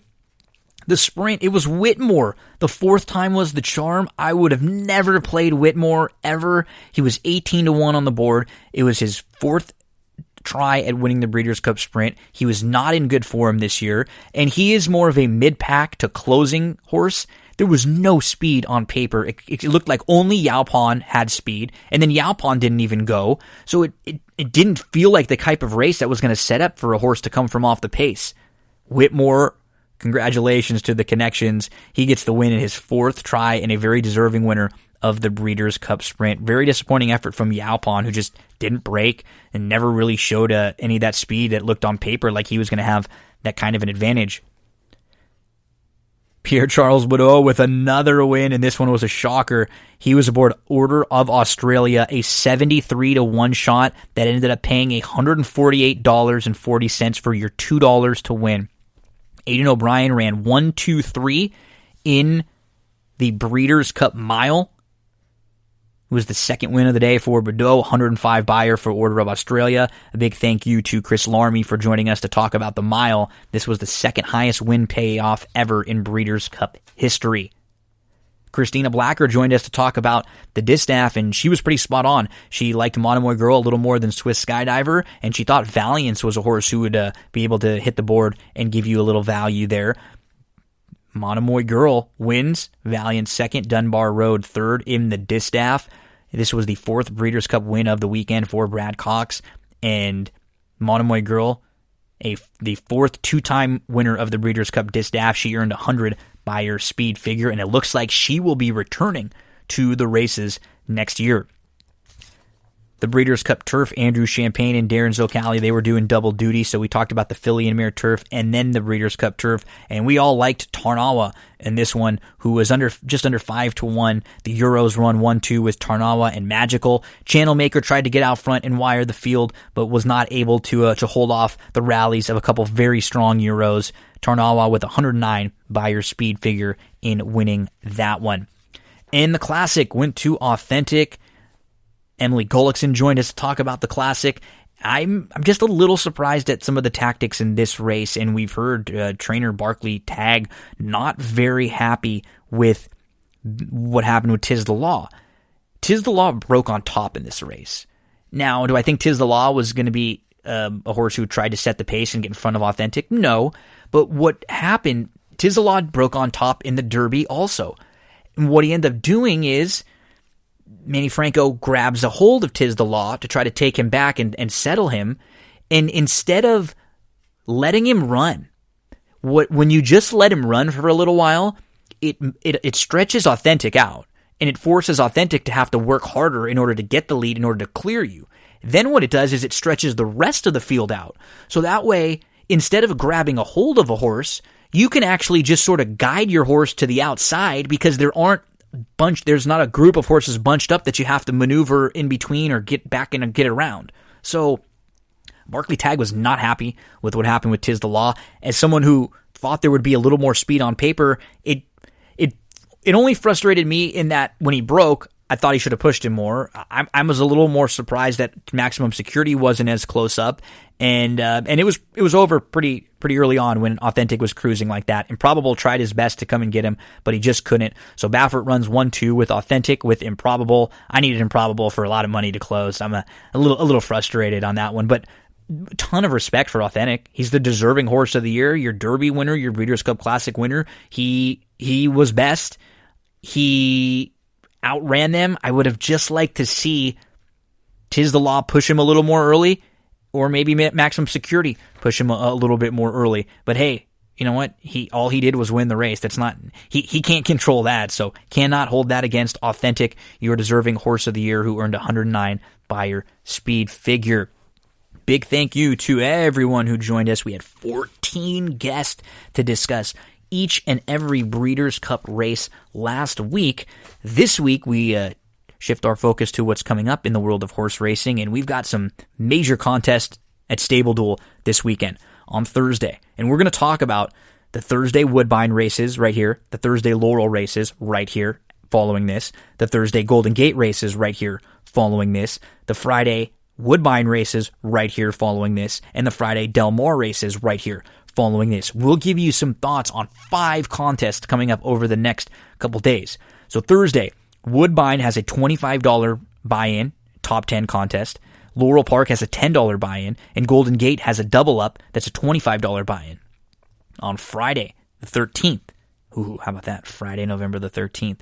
Laurel Park, $5 buy-in. Woodbine has a $10 triple up. Del Mar has a top 10, $25 buy-in. And Penn National has a $50 double up. On Saturday, a couple more contests for you. Saturday the 14th, Laurel Park has a $10 double up. Woodbine has a $25 contest. Del Mar has a $5 and then a $50 top 10. So a couple options for your Saturday Del Mar likings. Then on Sunday, 2 more chances at Del Mar with a $10 buy-in and a $50 triple up. You could also play at Woodbine on Sunday with a $25 buy-in in that Sunday Woodbine contest. So let's start at Laurel Park.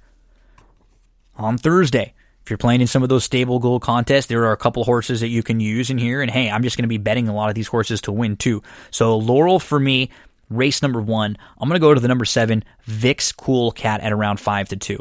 I think if you toss the last race, it was a small field, it was an off race track, so you can make some excuses for Vic's Cool Cat there.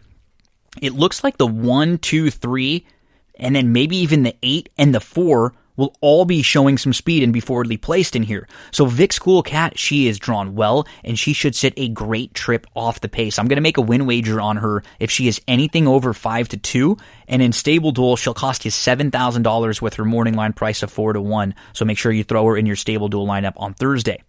In the third race, I'm looking at the number 10 in here, and that is Holy Saint.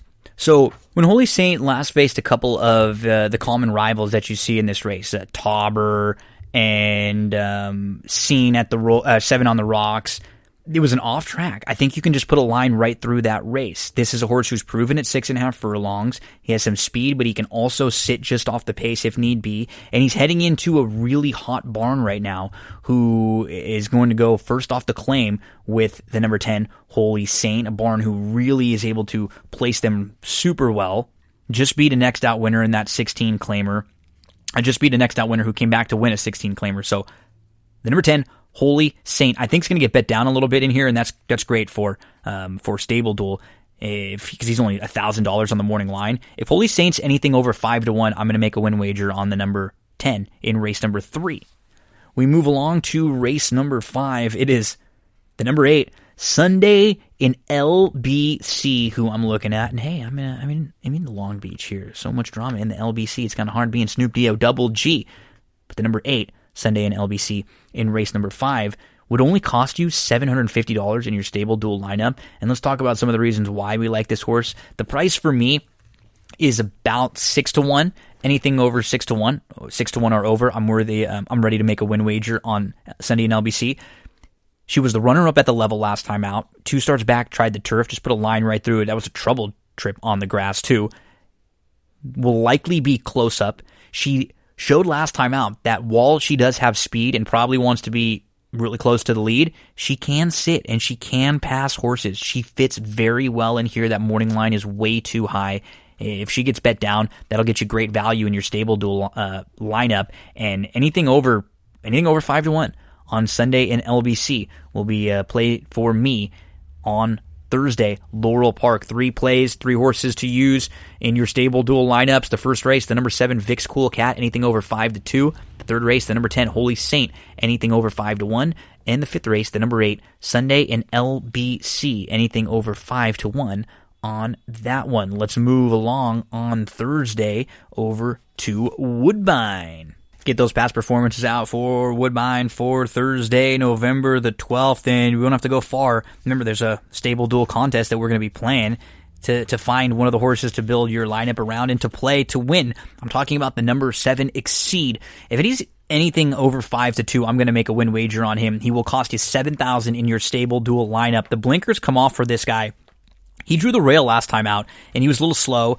He was up. It was a close 6th. He was inside, and then he was in really tight. He was within a couple lengths. He got shuffled back to last. Bizarre running line, too. He ended up losing 3 lengths. He angles in between. Then he has to hesitate up the inside. He was no doubt second best, and he had a brutal trip. That is the number 7, Exceed. Make sure to make a win wager on him. Use him in all of your exotics if he's 5-2 or so, and he's got to be in your stable duel lineups. We move to race number 3. Now we're looking at the number 7 again one more time, and that's Shanghai Bound.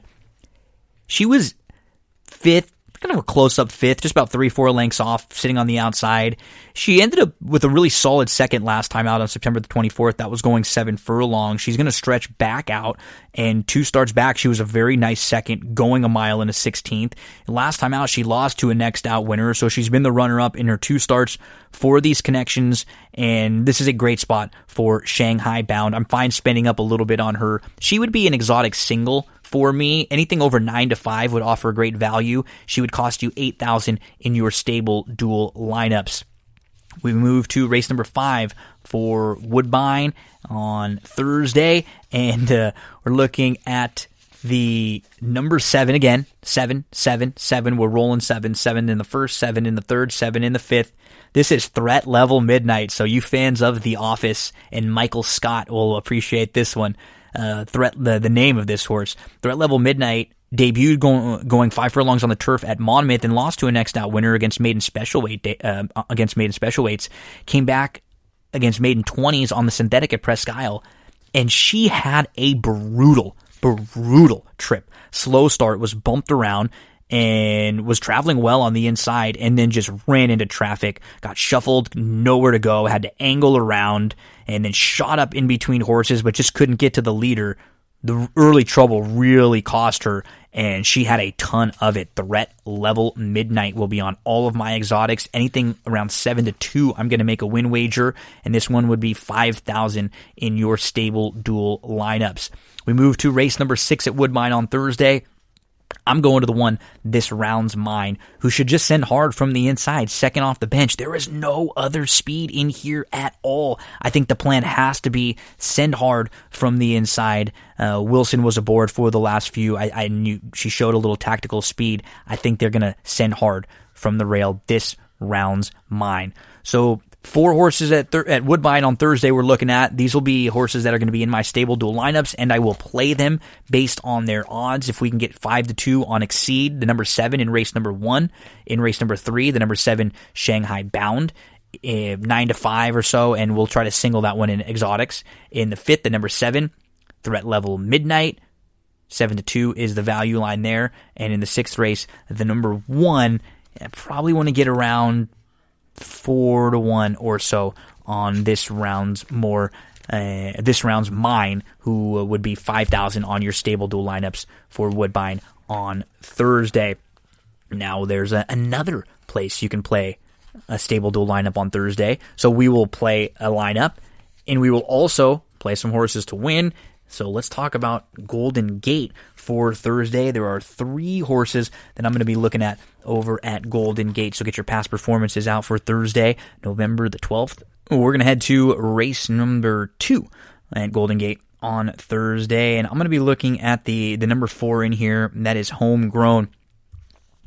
He a fine start in his most recent race. That was against a maiden 12s 5s, and it was going a mile. So he sat third. He was inside. He was 3 lengths off, and he was chasing a nice battle up front. It was actually a perfect trip for him.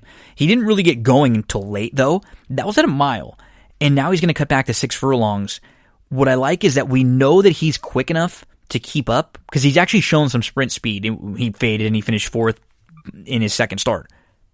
This field of 6 has 5 other runners who have never been beyond 5.5 furlongs, and all 5 of them look like they want to be either right on the lead or really, really close to the lead.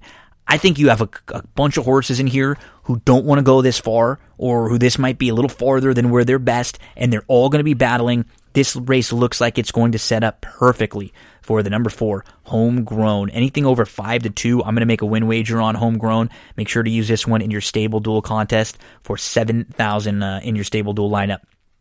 In race number 4, I'm going to be looking at the number 4, Twilight Rider. If we can get around 3-1, I'll make a win wager on Twilight Rider. Would cost you $6,500 on your stable duel lineup. Slow start last time out, was 5th, about 5-6 lengths off, and moved nicely in between and really started to roll. Angled 3 wide and went right on by. That was a solid win, and now that was a first start as a gelding and first time on the Golden Gate Synthetic. Plenty of reason to improve, and this one should have the 2 inside horses to give him plenty of pace to run at. Loved the effort. First time at Golden Gate, coming in from Emerald. For Twilight Rider, anything over 3-1 will make a win wager. This one would cost you $6,500 on your stable duel lineup. And we move to race number 6, Golden Gate Thursday. I'm looking at the number 4 in here, Lose Tis Now.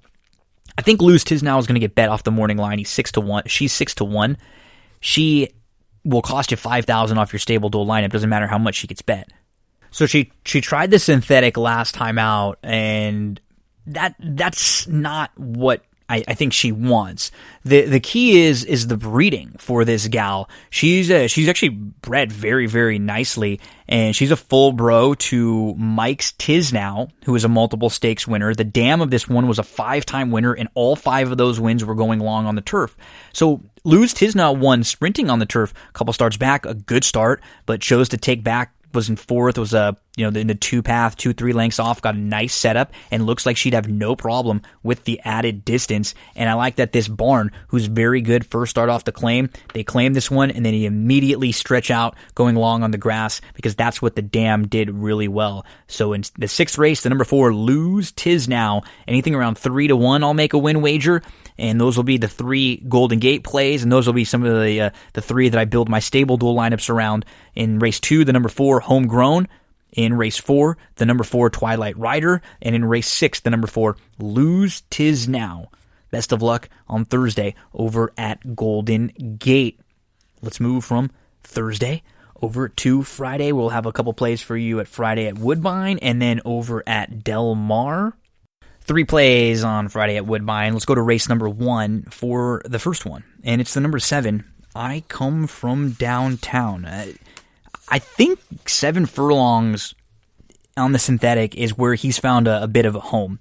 So August the 21st, it was a good effort going a mile and a 16th, moved into contention, and then just got a little bit tired. Then took a shot on the grass going a mile and a 16th and had some trouble that day in what has come back to be a productive race. You can put a line right through that. On October the 11th, they cut this guy back to 7 furlongs. He broke the maiden. He did it nicely. I think this is where he fits. The number 7, I Come From Downtown. Anything around 5-1, I'm going to make a win wager. What's great is because of that 10-1 morning line, this one will only cost you $1,000 to include in your stable duel lineup for Friday's Woodbine contest. In the 3rd race, I'm going to go to the number 6 in here, Orazio. If you just toss the turf race 2 starts back, he was one of 5 next out winners that day, and he was in a tough spot, and he had a ton of trouble that day. He has had a really good, a really solid 2020. Look at the consistency. The last 2 races on the synthetic, he's won. He hit the board in the 3 prior races to that. Just a really, really good 2020. I think he's very consistent. I wouldn't be shocked if he takes some money in here. Anything over 7-2, I'm going to make a win wager on the number 6, Orazio. He'd only cost you $5,000 in your stable dual lineups. Make sure to throw him in there. In the 7th race, the number 3, Summer Lode, had a brutal trip in his debut. He drew the rail. He was off slow. He was 8th of 9. And then he was about 5 lengths off. He took a while to get going, but he started to, and then he was stuck inside. He was in tight. He got shuffled back. He lost a few lengths. He stayed to the inside. He had a ton of run late, and he just missed second. Now he's going to get Lasix for the first time. And you're going to get I wouldn't be shocked if you're a little more aggressive because you're getting a bug rider here with a 5-pound weight allowance. So Summer Lode, the number 3, make sure to make a win wager on Summer Lode. If he is anything over 4-1, he would only cost you $3,000 on your stable dual lineups because of that 8-1 morning line. So 3 horses to make some wagers on Woodbine on Friday and to use in your stable dual lineups. In the first race, the number 7, I Come From Downtown, anything around 5-1. In the third race, the number 6, Orazio, anything around 7-2. And in the 7th, the number 3, Summer Lode, anything around 4-1. Friday racing over at Del Mar. Don't forget about that Del Mar Friday stable dual contest. Make sure to throw all these horses in your lineup, and we're going to play them if we can get the odds that we would like. In race number 1, I'm looking at the number 8, Mac Daddy 2. Blinkers on today. Debut, he had a good start on the inside. He was second, and that was going 5 furlongs on the turf. He tracked a length off. He could never get to the leader, and he ended up holding off 3 other challengers for second. Tried the dirt last time out, just got outrun. And he gets outside today. He's back to the turf. He adds some blinkers. I think there are plenty of things to like about the 8 Mac Daddy 2. He would cost you $6,000 in your stable dual lineup. 3-1 is as low as I'd want to go with making a win wager on the number 8 Mac Daddy 2. In race number 3, I'm looking at the number 9 in here. This could be a real key to your stable dual lineups, and this could be a real key to an early pick 5 to making a little bit of money on Friday. If Keep Dancing is over 6-1, I think that's a great price on this filly who tried the turf last time out for the first time, and she completely missed the break, and she was back to 7th, dead last. She was 10 lengths off, and she closed really well. She just had way too much to do. When you look at her breeding, her dam was 9 for 18 on the grass. She has 4 siblings that have raced. 3 of them are turf winners, and the only one who didn't win on the turf only had 1 start on the turf. I think Keep Dancing has a lot of upside on the grass, and the trip was better than it looks on paper last time out. Just completely missed the break, had no shot. If she is over 5-1, 6-1, that's I'm going to make a win wager, and she will only cost you $750 off your stable dual lineup because of that high morning line. In race number 4, the number 1 Princess Tale. This is like an exotic single to me. Will probably be one of the shorter prices in this race. And on October the 17th, she dropped in from maiden special weights to maiden claimers, and she made her first start in 7 months, and it was going 6.5 furlongs on the dirt. She was mid-pack. She was 6th of 10. About 6-7 lengths off, and she moved to the inside. She angled around 3 deep. She got into a nice stride late. She was a wrapped up third. Now you're going to stretch out. Second off the bench, saves all the ground. Princess Tale should be very, very well meant in race number 4 at Del Mar on Friday. An exotic single and a horse to use in your stable dual lineups would cost you $8,000 off your lineup. In race number 5, I'm looking at the number 8, Hurley. Hurley is a filly who most recently had a slow start from the rail. She was last in a compact field heading into the turn. She was a couple lengths off in a field of 6. Then she was in a tight spot. She was inside. She was surrounded on all sides. She had to back out, and she got steadied. She lost a couple lengths. She had to angle around 4 lengths wide, chasing lone speed. It was not an easy trip in a small field. I think Hurley will get a much better trip in this spot. Talking about the number 8 in race number 5, Hurley. If we can get around 5-2, we'll make a win wager, and this one will cost you $7,000 off your salary cap on your stable dual lineup. Make sure to throw Hurley in your lineups. We move to race number 7. This is a little more of a wild card because we have a horse just completely taking a shot on the grass for the first time. But Gray Magician has some back class. He's been in some good spots. You can make some excuses for him recently, right? His last start, he hadn't raced from January to October. I think you can excuse it.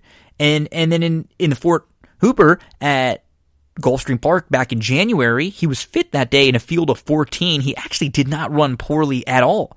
The race prior to that, he was in the San Antonio against what may have been a little bit tougher gift box and midcourt. Now he's going to try the grass for the first time. His dam was a multiple winner on the turf, was a stakes winner, and was graded stakes placed. Pratt jumps aboard. This is the type of horse who you like in your stable duel lineups because he probably is going to get bet down, win or lose, because of the connections and the turf pedigree, and he's got a little bit of back class. So you'll feel like you're going to get a good run for your money. If he's over 7-2, I'm making a win wager on Gray Magician. He'll only cost you $5,000 in your stable duel lineups. So the horses to look at for Friday at Del Mar. The first race, the number 8, Mac Daddy 2, anything around 3-1. We'll make a win wager there. In the third race, the number 9, Keep Dancing, anything around 6-1. We'll make a win wager there. In the fourth, the number 1, Princess Tale, anything, it's probably like an exotic single there. This one will probably be around 2-1 or so. In the fifth, the number 8, Hurley. If we get over 5-2, we'll make a win wager. And in the seventh, the number 5, Gray Magician. Anything over 7-2 or so seems fair on Gray Magician. That's your racing for the week. Follow me on social media. It's me, Gino B, because I put this out early on Wednesday. Some of the racetracks hadn't even had their Saturday entries out. The morning lines and stuff weren't out. So I might be posting either a video or just some plays on the Twitter and on Facebook for some Saturday stuff and some stable duel, some Saturday thoughts. So make sure to follow along on social media just in case we do. It's me, Gino B. Horse racing fans, you will love oldsmokeclothing.com. It is a website with t-shirts, hats, zip-ups, hoodies, you name it, horse racing swag, horse racing memorabilia, horse racing slogans, catchphrases, names of racetracks, names of horses that we love.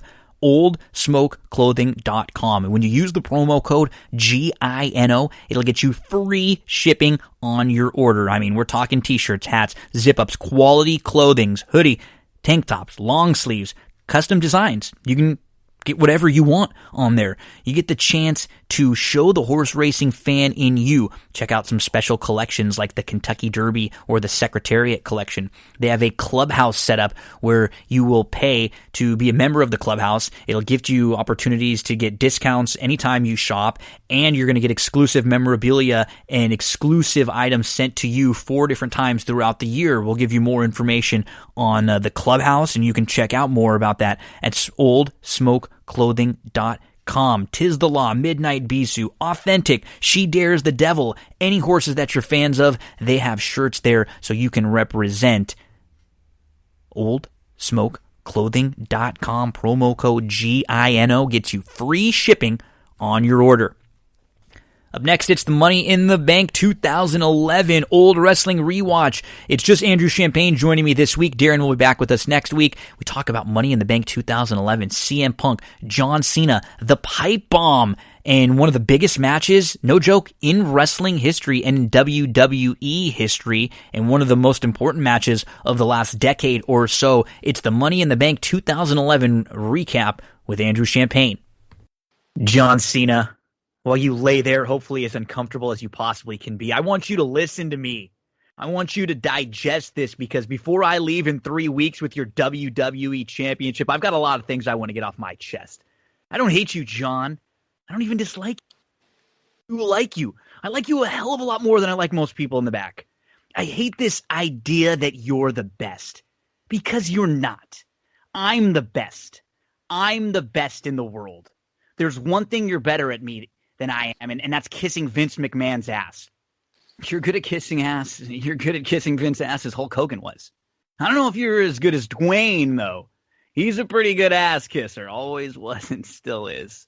Whoops! I'm breaking the fourth wall. I am the best wrestler in the world. I've been the best ever since day one when I walked into this company, and I've been vilified and hated since that day because Paul Heyman saw something in me that nobody else wanted to admit. That's right. I'm a Paul Heyman guy. You know who else was a Paul Heyman guy? Brock Lesnar. And he split just like I'm splitting. But the biggest difference between me and Brock is I'm going to leave with the WWE Championship. I grabbed so many of Vincent K. McMahon's brass rings that it's finally dawned on me that they're just that. They're completely imaginary. The only thing that's real is me and the fact that day in, day out for almost 6 years, I have proved to everybody in the world that I am the best on this microphone, in that ring, even in commentary. Nobody can touch me. And no matter how many times I prove it, I'm not on your lovely little collector cups. I'm not on the cover of the program. I'm barely promoted. I don't get to be in movies. I'm certainly not on any crappy show on the USA Network. I'm not on the poster of WrestleMania. I'm not on the signature that's produced at the start of the show. I'm not on Conan O'Brien. I'm not on Jimmy Fallon. The fact of the matter is, I should be. Trust me, this isn't sour grapes, but the fact that Dwayne is in the main event at WrestleMania next year and I'm not makes me sick. Oh, hey, let me get something straight. Those of you who are cheering me right now, you're just as big a part of me leaving as anybody else, because you're the ones who are sipping on those collector cups right now. You're the ones that buy those programs that my face isn't on the cover of. And then at 5 a.m. at the airport, you try to shove it in my face so you can get an autograph and sell it on eBay because you're too lazy to go get a real job. I'm leaving with the WWE Championship on July 17th. And hell, who knows? Maybe I'll go defend it in New Japan Pro Wrestling. Maybe I'll go back to Ring of Honor. Hey, Colt Cabana, how you doing? The reason I'm leaving is you people, because after I'm gone, you're still going to pour money into this company. I'm just a spoke on the wheel. The wheel is going to keep turning, and I understand that. Vince McMahon's going to make money despite himself. He's a millionaire who should be a billionaire. You know why he's not a billionaire? Because he surrounds himself with glad-handed, nonsensical douchebag yes-men like John Laurinaitis, who's going to tell him everything he wants to hear. And I'd like to think that maybe this company will be better after Vince McMahon is dead. But the fact is, it's going to be taken over by his idiotic daughter and his doofus son-in-law and the rest of this stupid family. Let me tell you a personal story about Vince McMahon, all right? We do this anti-bullying campaign, and that was it, Andrew, the pipe bomb. And I know a little long-winded to start for the old wrestling rewatch, but had to do it because this was one of the bigger promos really in the history of wrestling. Folks, we are going to be talking WWE Money in the Bank 2011. It's the old wrestling rewatch here on That's What G Said. Andrew Champagne joins me. Darren won't be with us this week. He's got a family issue, but he should be back next week, so hope all is well with DZ. Andrew, we've referenced it. We've made, memes and GIFs all over the internet. No doubt about it in the last decade. But this show is huge. That promo was huge. This match that we're going to talk about between CM Punk and John Cena is huge. And we're talking, all time in some of the big moments in wrestling history. Yeah, the promo was cathartic. Money in the Bank was a huge show with a match of the year, maybe even WWE's match of the decade. The problems came after all of this, follow-up. when the summer of Punk got ruined by a text message Kevin Nash sent to himself. Trust me, you don't want to research this. You don't want to go down the rabbit hole. None of this makes any sense, and it's as big a part as any of why CM Punk left the WWE a couple of years later when he was still one of the most over guys in the company, despite everything that went down. So taking that sort of diminishes the impact of that promo, in my opinion.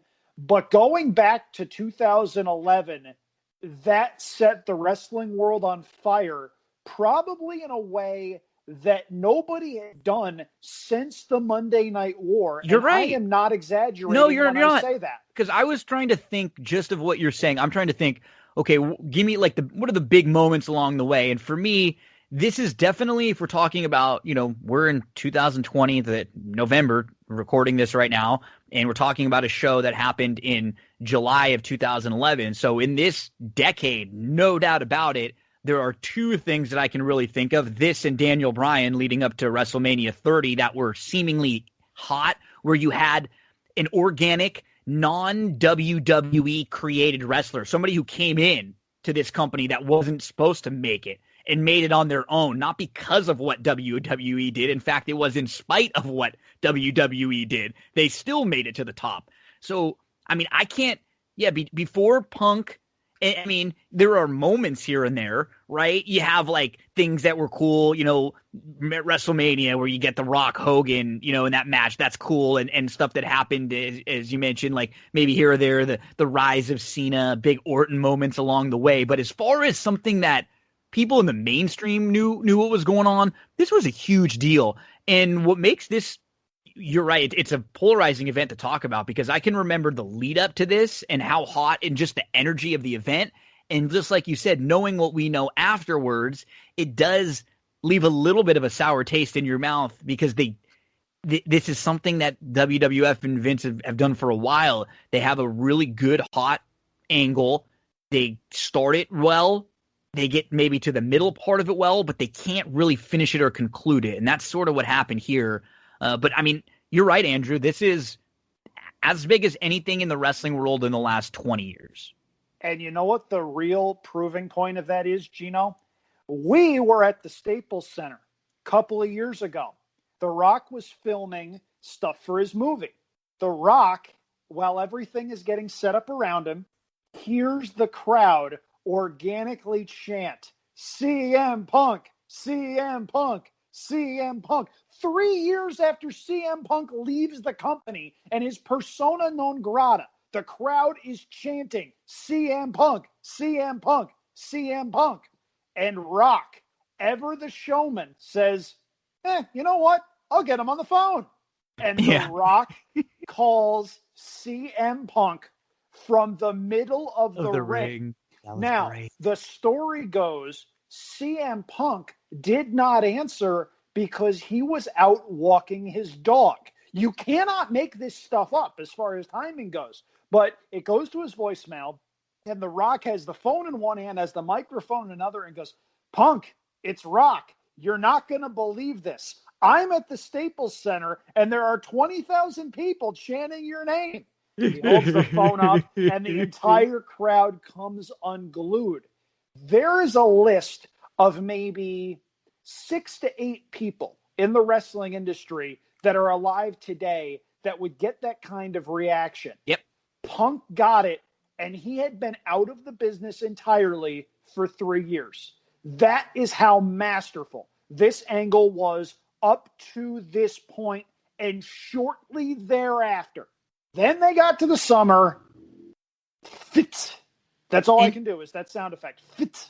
Yeah, and what's actually really crazy to think about too, Andrew, is like this was really organic in that he didn't get booked like some monster. No. He took a lot of losses leading up to this. He wasn't even someone that you would have looked around and he was towards the middle to the top, but he was always when he was in a main event type feud, he was losing. Always. And so it was interesting because he was not coming off the heels of winning a Rumble. It wasn't like he had some big thing with a shot in the arm. This kind of all came out of nowhere. It really came out because in real life his contract was getting ready to run out, and they sort of just said, okay, we'll kind of let you do what you've always wanted. I honestly think, part of me thinks that Vince was kind of saying, you think you're so hot, I'm going to give you what you've always wanted. I'm going to give you the chance to do this, and it's not going to be a big deal. And I think Vince was probably surprised. A part of me actually thinks that he almost wanted him to do this and fail, and then he could just kind of let him walk away and say, look, you're not as big a deal as you thought. And then he realized, oh, crap. I don't know. Maybe that's not at all. Maybe they knew this was going to be awesome, but it just the lead up to it was so weird because he wasn't stacking wins before this, or there wasn't like a ton of build for a guy who had, and the opposite. It always felt like he was getting buried. It felt like he'd get a little bit of momentum, and then they'd pull the rug out for him. He'd do the straight edge society stuff. He had the good stuff when the ECW. Paul Heyman would get a push, and then then he would get squashed. He would be in a title feud, and then he got hurt, and then they give the title to somebody else. And Money in the Bank, they take it away. I mean, it was just a really hot, cold situation, and it reminds me a lot of the Daniel Bryan stuff because they don't do it often, but when they do, and when you can get someone like this who's organically over, and then you can put all the machine of the WWE behind them for the whatever it is, just a month, 3 weeks building up a match like this, that's when it becomes pretty magical. Yeah. This is the stuff you can't book. This is something where Punk got 6 minutes of mic time on a Monday Night Raw, cut the pipe bomb promo, and the world went crazy. I wish I could say that in a more sophisticated way, but that's what happened leading up to this pay-per-view.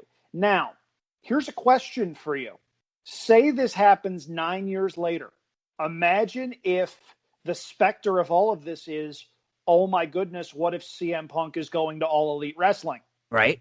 How much bigger would that be if it happens now? You're right. You know what? I think WWE should recycle it. Jim Cornette says the life cycle of a wrestling fan where you can start recycling storylines is 7 years. It's been 9. There are internet darlings in WWE that would absolutely get this over. Can you imagine if they manufactured a storyline where Kevin Owens' contract was up be the and he was guy. Getting feeders? Yep. Like you get guys like that, guys that are in the upper mid card that the fans love, that the fans don't think are getting a fair shake. I mean, for goodness sakes, do it with Ricochet. See what happens there. There are guys that you could put on that list. And it sort of shocks me that they haven't done that. But that goes back to our point where maybe it was just something you couldn't write. Maybe it was just this confluence of events where Punk's contract is up. He's frustrated. He's outspoken. For better or for worse, he has a very high opinion of himself. And sometimes that's a very good thing, and sometimes that's a very bad thing, neither here nor there. His contract is coming due, leading up to Money in the Bank in his hometown of Chicago. There's some parts of this you can write. There's some parts of this you can't. And that's what sold the main event of this show. But as much as we're talking about CM Punk, the rest of this card, with one glaring exception, is excellent. You get a couple of really good Money in the Bank ladder matches. Yeah. Christian and Orton both bring it. There's a good power match with Mark Henry and Big Show. A couple of really good promos. This is a cool show, and I'm really happy we were able to rewatch it. I'm sorry Darren couldn't be with us. Hopefully everything is okay there, and hopefully we can welcome him back next week with a show that I'm really looking forward to proposing, because I think that's another one we're going to have a lot of fun with. Yeah, so it's just the cool thing about this Money in the Bank pay-per-view is there's no fluff like whatsoever. You know, it's not, and it's nice. It's like a nice tidy 2:45. It's right around like 2 hours 45 minutes. I think it's 2:47 overall. And there's the women's match is awful. This is right, and there's some really cringeworthy comments that I'm sure we'll get to. Oh my goodness, which feels like, wow, this is 2011. This isn't 1955. You know, it's like, whoa. Other than that, 5 minutes, the rest of the show, there is another one where it's no bad, and we get things kicked off, and the video package is a lot about, and this whole show is a lot build up about the main event, and it's Punk. And what makes this even more is it's Punk in Chicago, the Chicago made Punk in Chicago, a crowd, a home field advantage, so to speak. Unlike really anything that we can really remember in wrestling. There have been hot crowds that have been very one-sided, but as far as being in someone's home and that crowd being on top and the angle and everything, this was just a perfect storm completely. And we get the Vince McMahon, if John Cena loses, you're fired. And Michael Cole welcomes us to the Allstate Arena with Booker T, Jerry the King Lawler.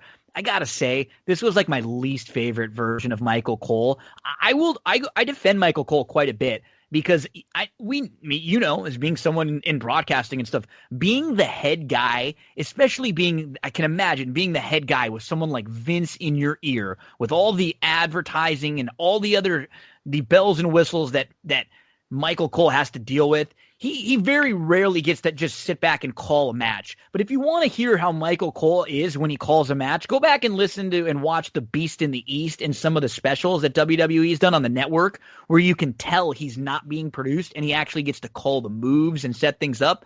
I've always given him credit. This version of him, the heel Cole, who loves Miz, which is really funny because I love Miz. This is bad. I never like it when they have the lead announcer be a heel. They should be a straight, if you want to have a 3-team or you want to have the commentary guy be heel. But I just hate the dynamic when they did it once or twice with JR. It stunk. I never liked it with Cole either. Me neither. Now I'm going to tackle a couple of different points here. First of all, anytime you point out your unadulterated love for The Miz, I am going to point out that this is largely due to the fact that you interviewed The Miz once on TVG. I have no idea how you managed to clear that with TVG higher-ups, but it happened. They let it happen. There is YouTube video out there somewhere. It is glorious. The greatest moments. Here's my problem. I don't even necessarily have an issue with a play-by-play guy occasionally siding with a heel or pointing things out. That's one thing. Michael Cole has no right to call anyone a nerd. A nerd, a dork. Ever. Yeah. Ever. And that is not necessarily a shot at Cole, but the guy is 5'10". When he broke into the business, he was 130 pounds soaking wet. He could have made weight for a steeplechase race somewhere in the Mid-Atlantic circuit. He bloats himself up. He's significantly larger now, and not a lot of it's muscle. The guy has no business to be calling people nerds and geeks and dorks and whatnot, when in the words of Howard Cosell, he never played the game. It comes across really forced, and that's when you can tell someone is in his ear producing him. I'm thrilled that you mentioned some of the stuff that he did when there's nobody in his ear, because he's very good when he's allowed to be himself. When he's allowed to be a broadcaster and be himself, he's excellent. When he's on interviews and being himself, he's excellent. Really good. He did a lot of stuff with NXT when Kevin Owens was on his way up. Mm-hmm. They farmed him out to do a couple of interview pieces that were like 5 minutes, and he actually gets to be a journalist. He does make it feel bigger too, because with how long he's been around, like when you bring him into something and he's got the big match feel, I have no problem, and I actually have heard really positive things about, because he probably won't be announcing very much anymore.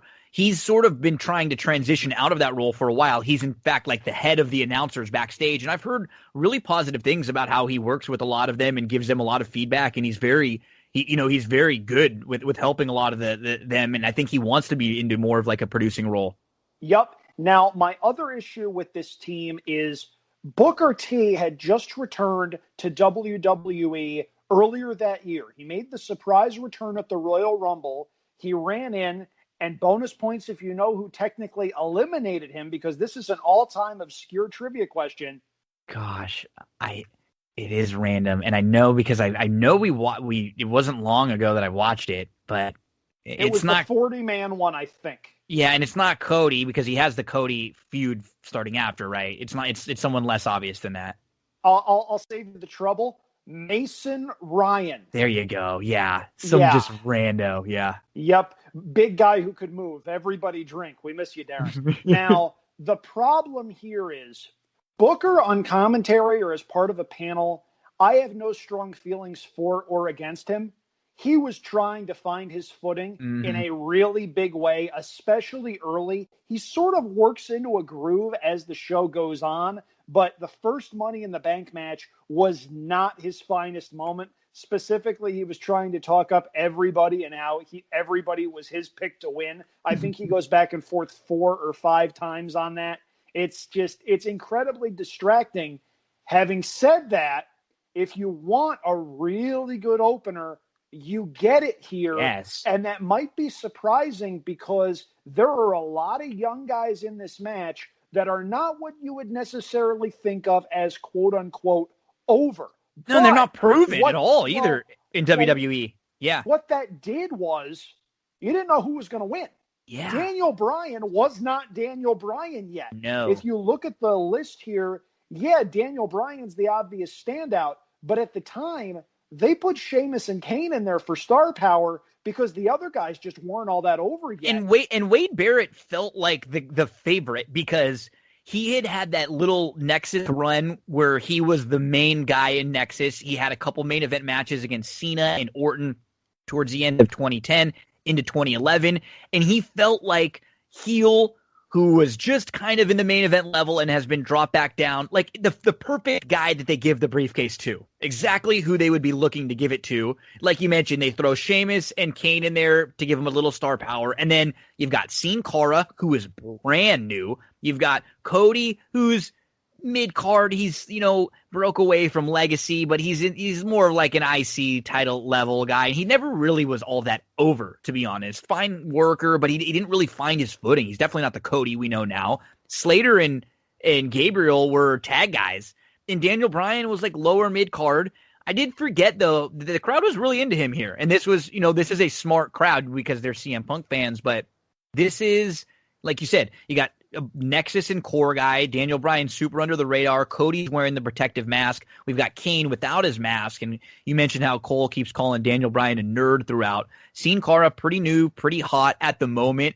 And Andrew, this is like a great opening match. You get Daniel Bryan with the headfirst suicide dive through the ropes. Gabriel goes flying. Slater goes flying. They do a cool spot where like you get 4 different guys all doing a high spot right off the bat. Sin Cara tosses Daniel Bryan. That was cool. And then this, when I think about Money in the Bank spots, this one always sticks in to me.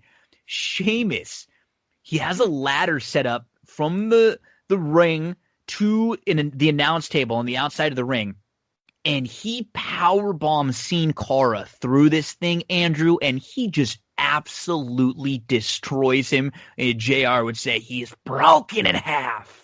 Yeah, it's a really intense spot. Here's the problem. It hurt Sin Cara, and Sheamus knew it. He knew it the second Sin Cara landed. It wound up being a shoulder injury of some sort. And the original Sin Cara, for those who do not know, was Mystico in Mexico. Mm-hmm. He was Triple H's first big young signing. They did all of these promo packages for him. He came in and he had the worst luck imaginable. Yeah.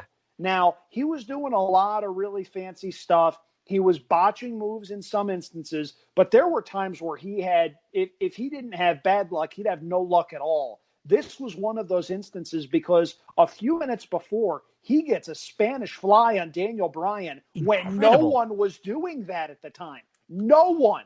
And so he gets that move, gets his offense, then Sheamus power bombs him through a ladder. And you can tell the ladder is sort of gimmicked to give because there's a marking on the side, but it's still a steel ladder. It's still a 250-pound guy power bombing a 200-pound guy from way up on the apron down to the floor. Did I mention through a freaking ladder? It was nasty. It was nasty. And it's just like there are some things that the original Sin Cara, who was Mystico and is now Caristico, can be blamed for. Apparently, he is not the best influence backstage. This wasn't one of them. No. This was a freak accident. And if you read Sheamus's body language, he knew Sin Cara was hurt the second he hit the ground.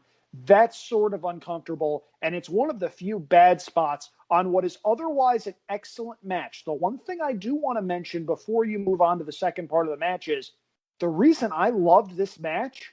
It's a ladder match with no slow climbs. Yep. No manufactured grabbing at the briefcase like all of a sudden you don't know how to unhook it. We get fighting at the top, which is fine. I'm totally fine with guys 3 or 4 multiple ladders and you're at the top, but you're not giving me this like, oh, my hands are on it, but I can't grab it, or I have to climb 5 more steps. Battling at the top is fine. I agree with you. I guarantee you it's because you've got you've got someone like Daniel Bryan in here. He doesn't do a lot of the stupid stuff. You know what I mean? Nope. Like he's sort of like a Bret Hart worker in that they say things like, nah, that doesn't really make sense. Let's just do it a different way. Yeah. And there are some ring generals in here. Bryan being one of them. Kane had been around forever. Sure. And for a big guy, he had been in a lot of these matches at this point. You get a guy like Sheamus who always had a good head on his shoulders. And then you get young guys that could do the high spots. Guys like Justin Gabriel, guys like Sin Cara, unfortunately. Heath Slater did a couple of really cool things. This was a really, really fun match. Some of these guys had history together. Barrett, Slater, and Gabriel were all part of the original Nexus. And there was one spot right after Sin Cara got hurt where Barrett sort of tried to reunite part of the Nexus. And it doesn't work. Like he tries to get them together and then they start talking strategy and he sprints up the ladder. It's a cool series of spots. I love that there were no slow climbs. That is a pet peeve of mine, and we'll talk about that a little more in the other Money in the Bank match, which was structured completely differently. Another really cool thing, you didn't get 2 matches with the same stipulation that felt the same. They took pains to differentiate the matches, and in both instances, I think it worked. feel like everybody really got their time here. We see the medical staff for the first time of many throughout the night. The medical staff was very popular, which was unfortunate. They were out quite a bit, a few times real, a few times that were a part of the story. Cody crossroads out of nowhere. We get a kind of a cool spot where Daniel Bryan just ends up on Sheamus's shoulders, and Kane comes off the top with the Doomsday, and they get the LOD chants. Early on, we get some crowd chants for Daniel Bryan, which was really cool. Booker says, I gave Daniel Bryan the nickname D-Bry. Okay, first of all, like, come on, right? Like, you had to go real difficult to come up with this name. That's just, I mean, I was G-Buck in high school for the same freaking reason, right? Wait, like, what? Yeah, I was G-Buck for a little while, yeah. Well, guess what? You're G-Buck now. There we go. So that was hilarious. And then I loved the back and forth here with Cole and Booker. So Cole says, yeah, of course you like Daniel Bryan. You guys are both nerds. You were both in the band in high school. And Booker says, you were a cheerleader. And Cole responds, yeah, but I was a male cheerleader. What's wrong with that? Which I thought was pretty funny because he was really quick on it too. And it must be an inside joke with them because there was a little bit of a silence after that. And then Lawler, of all people, has to get them back on track talking about the action, which is just, you'll never see that again. Kane, cool, chokeslam, spot into a ladder. Daniel Bryan and Wade go after Kane. Gabriel hits a 450 off a ladder in like the tightest window ever, which was just really, really crazy, cool spot. And even in the end, Daniel Bryan's got a guillotine on Cody and Wade and D-Bry are kind of all, fighting, and Cody, D-Bry is able to fight Cody off and then fight Wade off. He grabs the briefcase. Awesome match. Initially, Michael Cole is pissed off, but then he does give Daniel Bryan credit afterwards, and we get the Daniel Bryan chant. So, yeah, Andrew, I mean, very good opener. Excellent Money in the Bank match. The winner. And it's funny, for some of the same reasons that what we know about the Money in the Bank main event match here going forward leaves a little bit of a bad taste in your mouth, this Money in the Bank match feels cooler knowing what happens with Daniel Bryan in the years to come. It does for a lot of reasons. This was a great match. You can argue it's the best WWE match some of these guys had in their WWE careers. Yeah. Here's the problem. This match was reflective of a lot of guys who had a lot of potential and didn't reach it for one reason or another. Great point. Sin Cara had everything bad happen to him.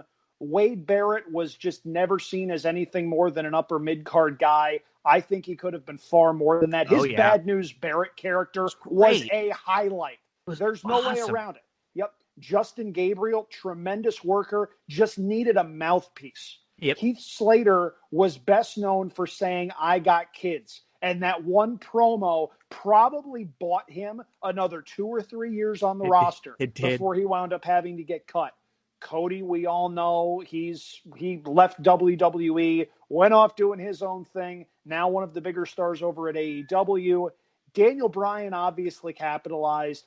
You look at WrestleMania 30. That's great. The other guys didn't get that shot. That's extremes. A little disappointing. No, you're right. It is but extremes. There are things you can look at with a lot of these guys. It might not have happened in WWE, but they've done a lot of cool stuff elsewhere. Justin Gabriel is better known as PJ Black today. He had one of my all-time favorite Lucha Underground moments when he and Jack Evans teamed up in a nunchucks match. Yeah. And Lucha Underground is just ridiculous enough to where Jack Evans looking at PJ Black and saying, PJ, get the nunchucks. And then both of them doing air guitar works. If you haven't seen that match, go find it. It is fantastic, and you will be laughing your head off. So we see footage of Vince backstage. He's arriving in a limo with John Laurinaitis, his right-hand man, and a random attorney. And they said that they've been trying to come to a last-minute contract agreement with CM Punk. And then, you can look, but you can't touch. Here come the Bellas. It's Brie Bella versus Kelly Kelly. And this was when the Bellas were really going with the twin magic. We're going to look exactly. They could have still done that at the time. Yeah. And you can figure out why they couldn't do that a couple of years later. Yeah. You're right. Absolutely. So they looked very similar at this point, and it was actually Bri getting the title match against Kelly. So yeah, these are a couple cringeworthy comments from Jerry the King Lawler. Now, which it's crazy. So was it like 20? I can't. As far as the timing in my head, I can't. Is it 15? When was the real like women's revolution? 2016. How long has it been now? In that area, like right around there. Right. Yeah. Yeah. So we're talking about 2 or 3 years at least before we're getting the pages in. And even before they're really like giving Natalya, legitimate opportunities in matches, and we're not, before the Charlottes and Sashas and Baileys are in, and Becky's are in NXT. So I mean, this was just showed you what they thought of the women's wrestling at that time. Jerry the King, when the Bellas come out, says, "Quote: These girls are so naughty they deserve a good spanking." Yikes! This is 2011. Like, this is just what? Like, I forgot that he was still extending it this far. And he says, "Just look over at me and wink, and I'll do the rest." And then out come Kelly and Eve. King says these two girls have more curves than a racetrack. So we've just got some brutally cringeworthy comments before this match even starts. And then the match isn't good. Let's be honest. These Kelly improved a lot throughout her time, and she did what she needed to get by in a lot of spots. And then the Bellas get a hell of a lot better after this. And when they become very competent and have some really solid matches in different spots here and there. This is not one of them. I mean, we get Kelly with a slap, a tackle, a really slow swinging head scissors. She's at least got a little fight and spirit to her, aggressive early on. Bri tosses Kelly outside, then Bri's in charge for a little bit. And there were a couple really funny times and when I say funny, I mean annoying, that I just laughed at when I heard Nikki say something. At one point, after a 2 count, she just goes, "Are you serious?" And then learn how to count, ref. And then Kelly gets back in charge. She's fired up. Then King with another eye roller. "She's a screamer," Jerry says. And then the finish is kind of out of nowhere. Like a one move, sort of famouser for Kelly for the win. And as the Bellas walk away down the aisle, Nikki screams, "She doesn't even eat. How can you not beat that, Bri?" Okay. So I've got a lot of issues here. First of all, and I've said this with a couple of matches that we've talked about with a bunch of different kinds of workers, okay? When the two most talented workers in this 4-person group are at ringside. The two on the outside. Uh-oh. Yeah. Eve Torres was a very good worker whose work was underappreciated for the time she was in because they were doing 3-minute eye candy matches. If you had put her into the women's revolution in the mid-2010s, I'm not saying she's Charlotte or anything like that, but she would have fit right in. Yeah. Nikki Bella improved by leaps and bounds from when she came in until when she stepped away. She had a match with Ronda Rousey at Evolution where she kept up, and that's not easy to do. Now, Bri never did anything for me as far as a worker. You had mentioned the Bella twins improving. I think one improved far more significantly than the other. That's very, very accurate. I agree. And also the whole Bri mode thing, there was never any rhyme or reason behind that. It was something that was said on a very bad TV show where that they were said, getting drunk. This has legs. Let's run with it. Yeah. Kelly. I mean, the most remarkable thing they say about her as she's coming to the ring is they talk about a Maxim spread, and look, she's a gorgeous woman. Fine. But once the bell rings, there's nothing there at all. Now, you mentioned the Lawler lines, and there is just horrible acting on the part of everyone for 5 minutes. Not just the people in the ring, the people on broadcasting too. You mentioned Lawler. A couple of those lines, I literally have the words listed, "Good Lord, make this stop." I know. Because this was beyond uncomfortable. Like, the thing with Lawler back in the Attitude Era when he was going, "Oh, puppies, it fit with the product. Yeah, it did. There was a more raucous time. There were bra and panty matches going on. It would have been hard to not be a little bit like that one you're calling that product. Right. Now, 10 years later, Lawler is 10 years older, and it's like the creep that hangs out at the high school looking for senior girls to give booze to. Exactly. So it's just the worst thing to have to sit through, especially given the times that we're in right now, 9 years later. Thank goodness WWE evolved with their women's wrestling product to where that's taken seriously now, because, look, there were times in the Attitude Era, like every red-blooded American male, where I loved what I was seeing on my television screen. And then I grew up. Yep. Thankfully, WWE, in this case, grew up as well. This was just horrible. I mean, these were women who were not recruited to WWE because of what they could do between the ropes. This was by far the worst match of the night, not even remotely close. Everything else, match-wise, ranges from fun to match of the year.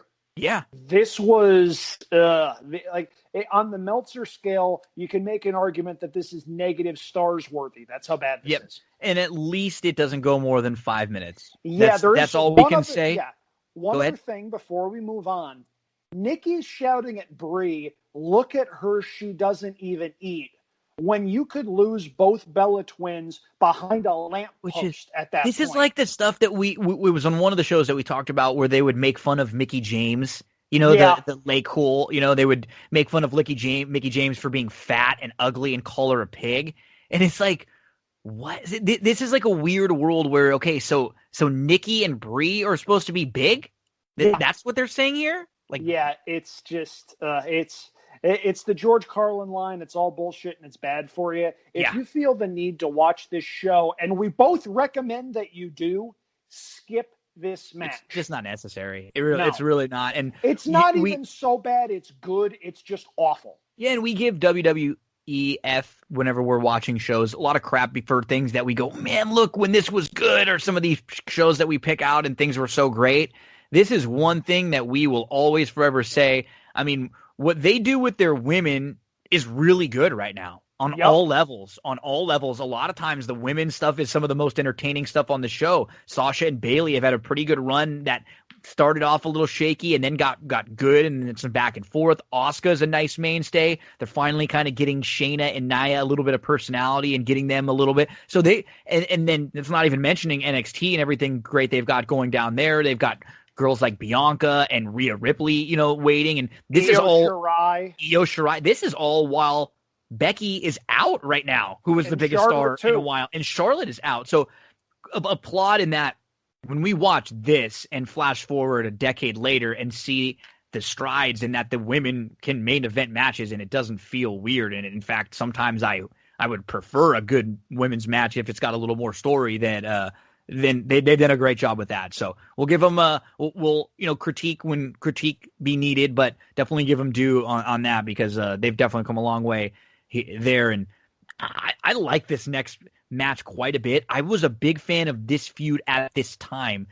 What's really cool about this show too, Andrew, is there's at least a few people throughout the show that are in major matches that are in the middle of the best runs of their entire life. And maybe CM Punk's run after this, he's got some great moments when he comes back after the stuff and he's the champ for a while, but this is his apex, no doubt about it. This is the moment of CM Punk's life here. This is all built around him. This is the biggest run of Mark Henry's career, where he was awesome. And this is the best run of Christian's career as a single star. So we've got three big matches where three of these guys are actually really peaking, what I think makes this show even a little bit better. We got this good rivalry between Big Show and Mark Henry. These two guys are close friends, so it always makes things a little bit better when it's your buddy, because they make it a little more seriously. Maybe they take it a little farther. They're just more comfortable with each other overall.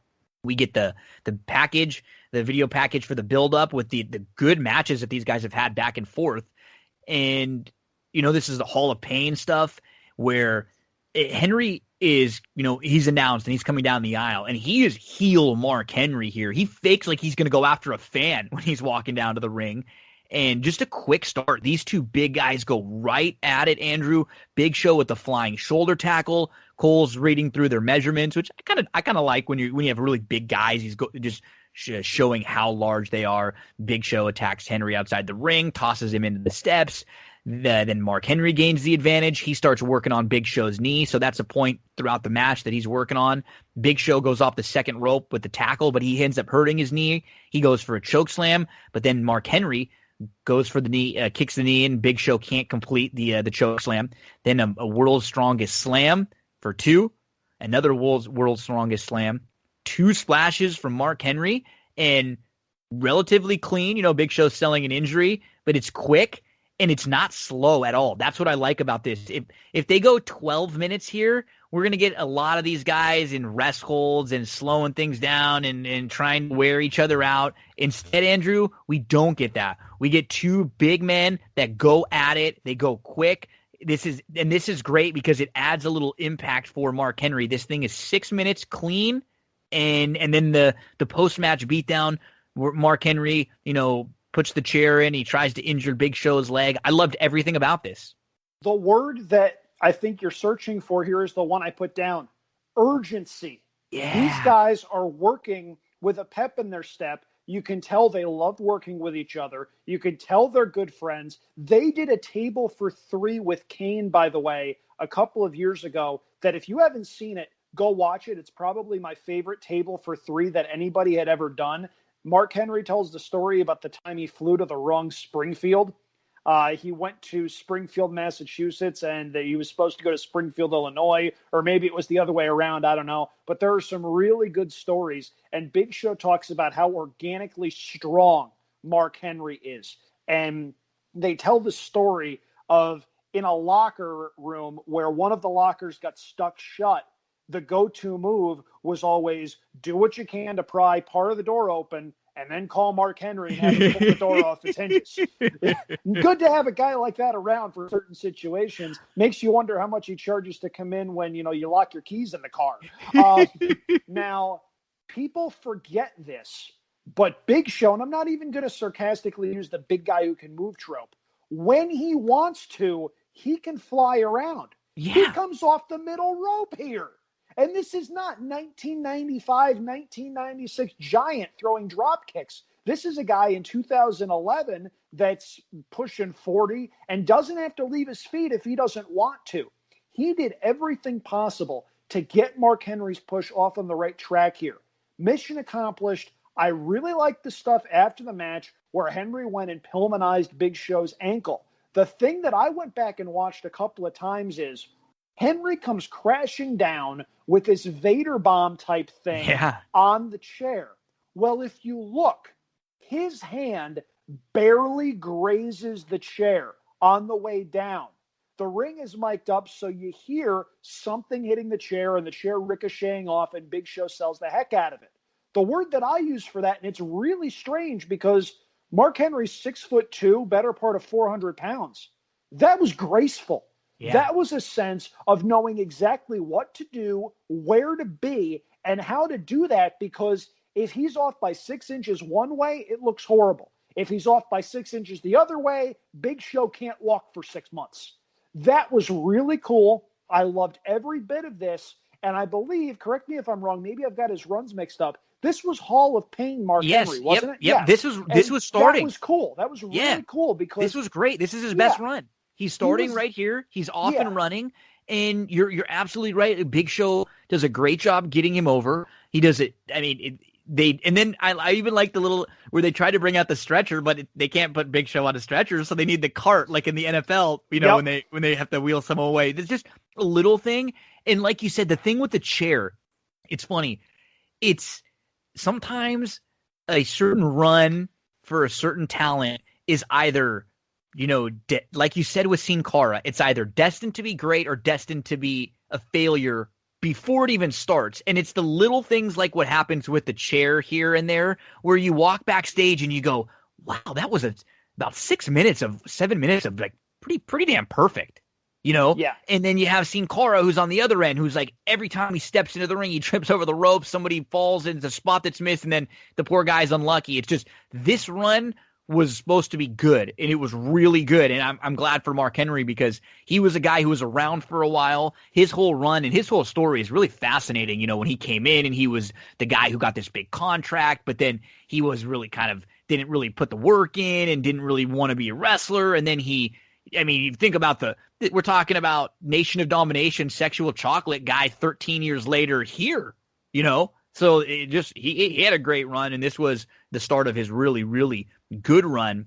Vince McMahon and John Laurinaitis are backstage, and Vince says, it's a nightmare all week long negotiating. Josh Matthews asked if he's re-signed CM Punk, and Vince says no, that he turned down the most lucrative contract he's ever offered anyone, and that CM Punk wouldn't talk to him. Then Vince blames Cena and says that if CM Punk leaves with the title, may God have mercy on John Cena's soul.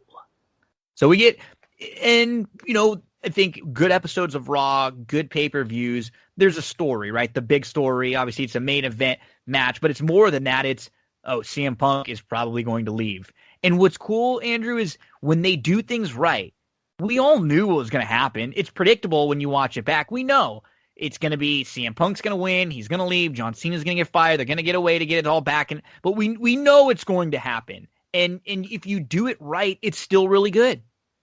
Yeah, you don't have to overthink anything in order for something to be good.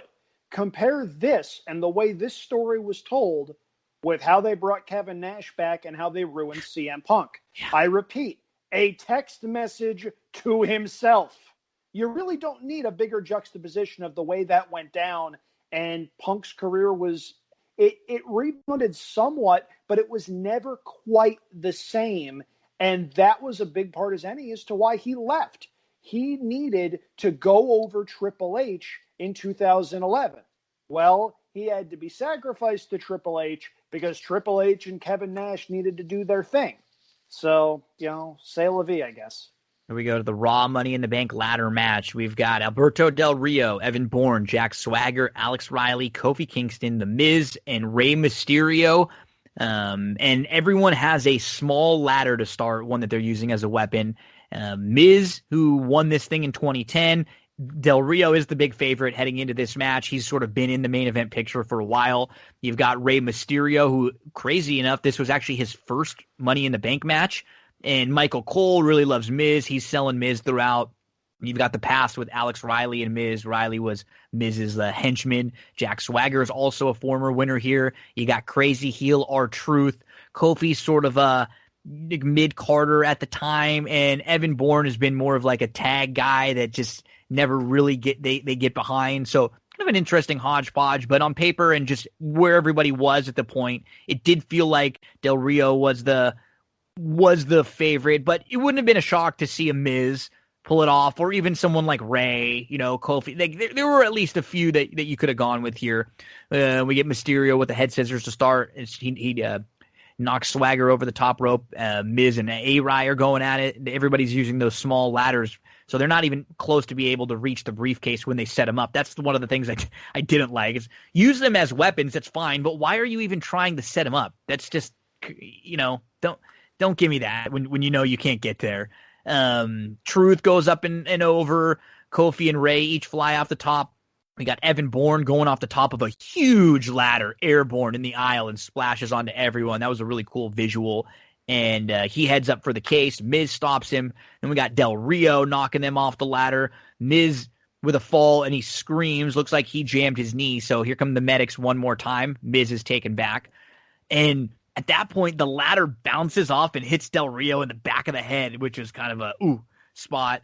Kofi leapfrog, a cool Kofi spot. He leapfrogs from the ropes over Jack Swagger onto the ladder, and then he bounces off of a ladder, and when you get the boom drop. And at one point, all 7 that were remaining were on top of 4 different ladders, all battling around towards the top. Kofi was the last one remaining. He almost gets it, but Swagger stops him. Ladder falls. Both men crash. Here comes Miz. He's hobbling back up, and he climbs the ladder, but he just misses. Mysterio stops him, and then Mysterio's about to grab the case. Here comes Del Rio. Del Rio actually rips off Rey's mask, both men fall. It looks like this was, I think the ending spot was probably a botch, Andrew. I don't know if Del Rio was supposed to fall off his ladder because he got back up real quickly, climbed it, and got the briefcase. So Alberto Del Rio gets the win. Okay. So I liked how they all came out bringing different ladders.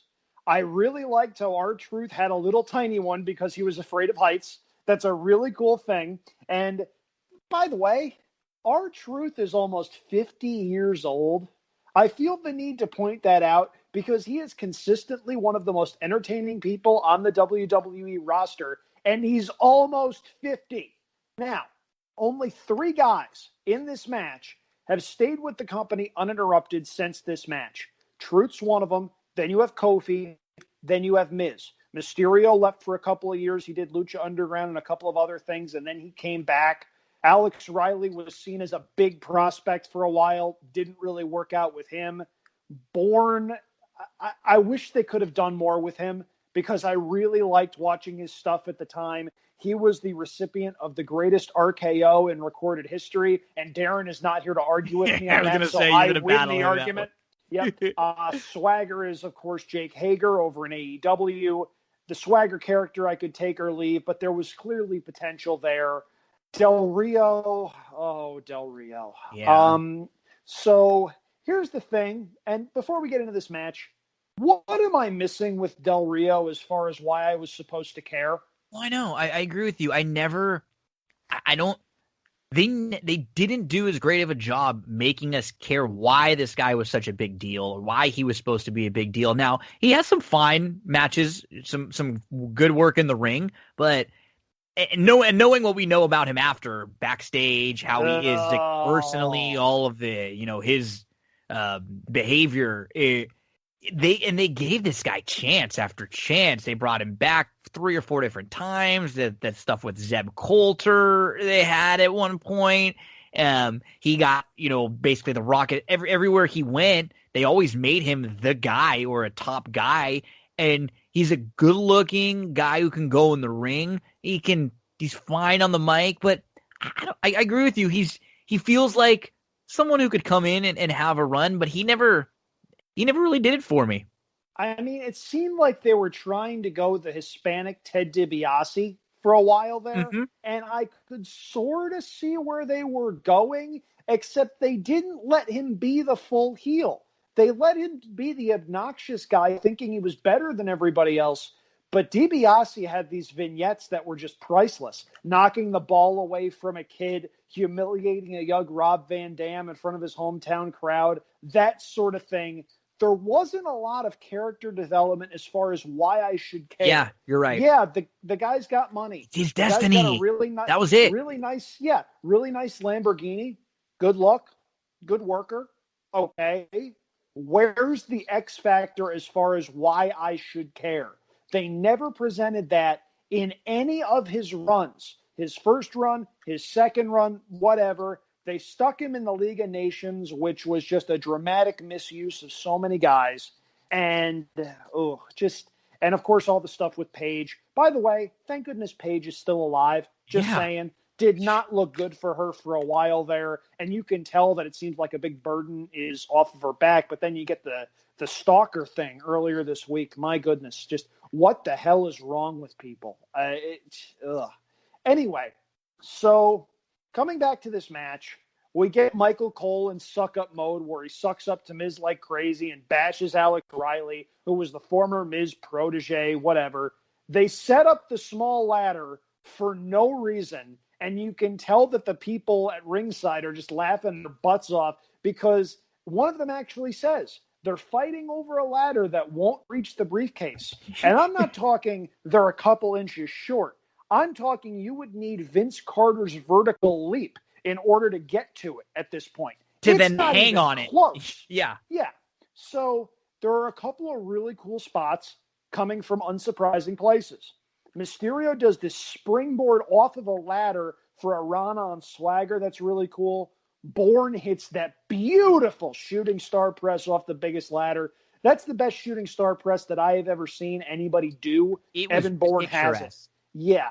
And he can still go. He is, of course, Matt Seidel in a lot of other promotions. But he was in AEW. Yeah. He had a little AEW run recently. Like he showed up in one of their battle royals or something. I don't know if he doesn't get like time on their main show. Maybe he does stuff on their Tuesday night show. But yeah, he's all over. Yep. Miz goes down hard on that ladder bump, and I'm not sure if he was legit injured at that point. But Jerry says, look at the knee, look at the knee, look at the knee. I'd really rather not, Jerry. If somebody's dislocated their knee, I don't want to see it. I'm understanding I'm more squeamish than anybody else, but the Dak stuff from a couple of months back, don't ever want to see that again. Kevin Ware with Louisville, never want to see that again. Oh, boy. So Bourne and Mysterio keep doing these ridiculous spots where they're leapfrogging guys on both sides of the ladder, doing double ranas off the ladder simultaneously. Kofi leapfrog Swagger. You mentioned that, but you didn't mention that he got ankle locked while on the ladder. That was a really cool spot, and I thought that was pretty inventive. They did a lot of cool things with the ladders, and that added to the match. But there were some slow climbs and, feigning dramatics up at the top. They had the thing with all 7 guys up there grabbing at the briefcase, and that was fine, except it was 3 or 4 guys doing the grabbing and the other 2 going, oh my God, what are we going to do? What are we going to do? When do I fall? When do I fall? So there were some things that really worked. There were some things that just didn't rub me the right way. I prefer the first one. Yeah, I agree. This one is still really good. Yeah, it's not bad. You mentioned Miz coming back into the match. CM Punk got the biggest pops of the night from the Chicago crowd, and it wasn't close. Miz was too. Because he came limping back in, the roof came off the place. And this wasn't someone who was a bona fide main eventer at the time. This was the frickin' Miz. This was an upper mid-card guy who could talk a little bit and who usually got people in the building to see him get his ass kicked. But this is Chicago, one of the bizarro world locations for WWE, where sometimes the heels get cheered. This was one of those instances, and I bought Miz potentially being the guy to get the briefcase at this point. They wound up going a couple of different directions. I don't know if the ending with Del Rio and Mysterio was a botch or not. If it was a botch, they played it off really, really well. It was a clever way to get Ray out of that because Mysterio is one of those guys that's never needed a title, never needed a briefcase. He's Rey Mysterio. He shows up with his mask. He sells merchandise. He does flippy stuff. The crowd loves him, and boom, you're off to the next guy. That I thought was fine. No issue with the match itself, except for the whole slow climbing thing and some of those dramatics. I thought those were a little bit overdone, but as it is right now, it's a pretty good match. At the very end, Cole says, he is Senor Dinero and El Bonco. And Booker T says, you've been thinking of that one for a while, right? Yeah, completely agree. First one I thought was better. This one was fine. And I love that they went different with it too, right? I give them points, like you said early on, for not just rehashing the same spots that they did in the first one. They went in a different direction with this one. And it was good. It was good.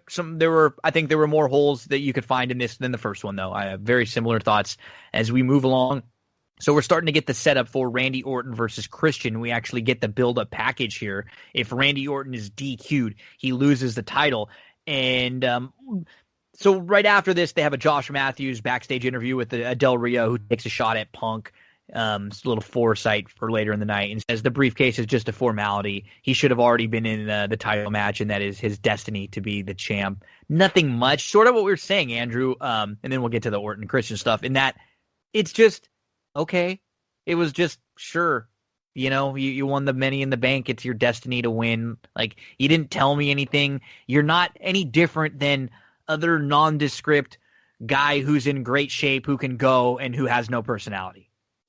Yeah, I mean, there were times where I really wanted to like the guy. Me too. And it's not like he's had bad matches. He had a match at the first Ultima Lucha with the artist that we now know as John Morrison, who was Johnny Mundo at the time, and it's a tremendous 20-minute match. The guy great can one absolutely Big Show. Go. A Falls Count Anywhere with Big Show, where he like stacks Big Show underneath the announce table, and he has this weird face turn for a month or two where he turns face, he wins the title, and then he ends up turning heel because he basically just concusses the hell out of Dolph Ziggler. When Dolph Ziggler gets the title on the brief for his brief Money in the Bank run. So it's a really weird trajectory too for Del Rio there. But this Randy Orton Christian feud, this was Christian's singles run, and this was not long after Edge had retired. And so what ended up happening is when Edge retires, Christian sort of comes in and he becomes the guy that battles with Del Rio for a little while, and then he gets into some good singles feud where he's going with Randy Orton, and this is where Christian sort of turns heel in the middle of this feud because he can't beat Randy. They have these great matches. He keeps asking for one more match. One of them he actually does sort of get cheated. His foot was under the rope, so Christian's now going to his lawyer. He's got this contract drawn up to where if Randy Orton loses the match by count out or disqualification, Christian's going to win the title. So a different dynamic to the match. And this was something that you could tell, Andrew, when they worked the match, they worked around and included the gimmick, which I like. And this match wasn't the best of their matches because it had this gimmick to deal with and not just a clean finish, but it was still damn good. And I watch these shows back, and Christian is another guy who is just really underrated and doesn't always get his fair shake because people sort of look at him as the Jannetty, and he is not a Jannetty. Let's just say this. If we're talking, he's not Edge. He didn't have the main event, the intangibles that Edge did as a single star. But Christian's fine on the mic. He's pretty funny. He's really snarky, and he worked both well as a heel and a face, and he could damn go. I mean, he pulled that really good match out of Ezekiel Jackson we watched a few months back, and every time he's in the ring, he's really, really solid. Christian isn't excellent at any one thing, but he's really good at a lot of different things. And with his style, he can work a good match with pretty much anybody. When Randy Orton is motivated, he is one of the best workers on the planet. The issue with Orton is when he is not motivated, you can tell, and it's an absolute chore to sit through one of his matches. It's feast or famine with him lately. Sometimes you get the greatest match ever with him and Edge that was legitimately great, and then you get the WrestleMania match with him with the last man standing thing, which is a 45-minute death march. In this instance, good Orton showed up. He and Christian had a ton of chemistry. And the first half of this match, I didn't really have anything specific to take notes about because it was just really good across the board. There was nothing overly remarkable about it. It was two guys that got in a flow really quickly, that were on the same page. It was really cool. They did a spot where Orton sort of whiffed on an RKO as if Christian was supposed to be there, and then they worked back around to it so Christian could reverse into a kill switch. I don't know if that was supposed to be a botch or not, but it was a little bit strange. Orton, though, a couple minutes later, gets this gut-wrench neck breaker thing. Yeah. And it's gorgeous. It was awesome. I have no idea why he doesn't do that more. It's great. Because it's a really safe move, it looks like, because it's just a guy doing a back bump off the shoulders and it's random neck breaker. Now, that's quickly followed by that beautiful power slam that Orton has where he literally just turns his wrist and a guy flips over him. That was really cool. Now, if there's a problem with this match, and you mentioned it, it's the ending and the way that comes down. First of all, Randy Orton and everything that he has put people through and everything that he himself has been through, you're telling me another guy spitting him in the face is what's going to set him off? This is the guy that would eventually burn down Bray Wyatt's house. He kicked Stephanie McMahon in the head multiple like Linda McMahon. He punted her in the head. Yep. So that didn't go with me. And then they did the DQ thing because they wanted the feud to continue, but they didn't want Orton to technically get beat. I understand why they did it. They'd sort of written themselves into a corner.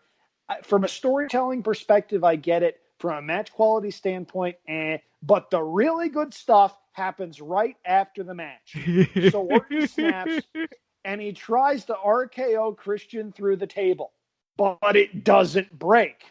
He goes back up the ramp, Now, there are rumors out there that say Vince McMahon was going crazy backstage saying, that table needs to break. Hit him again. Hit him again.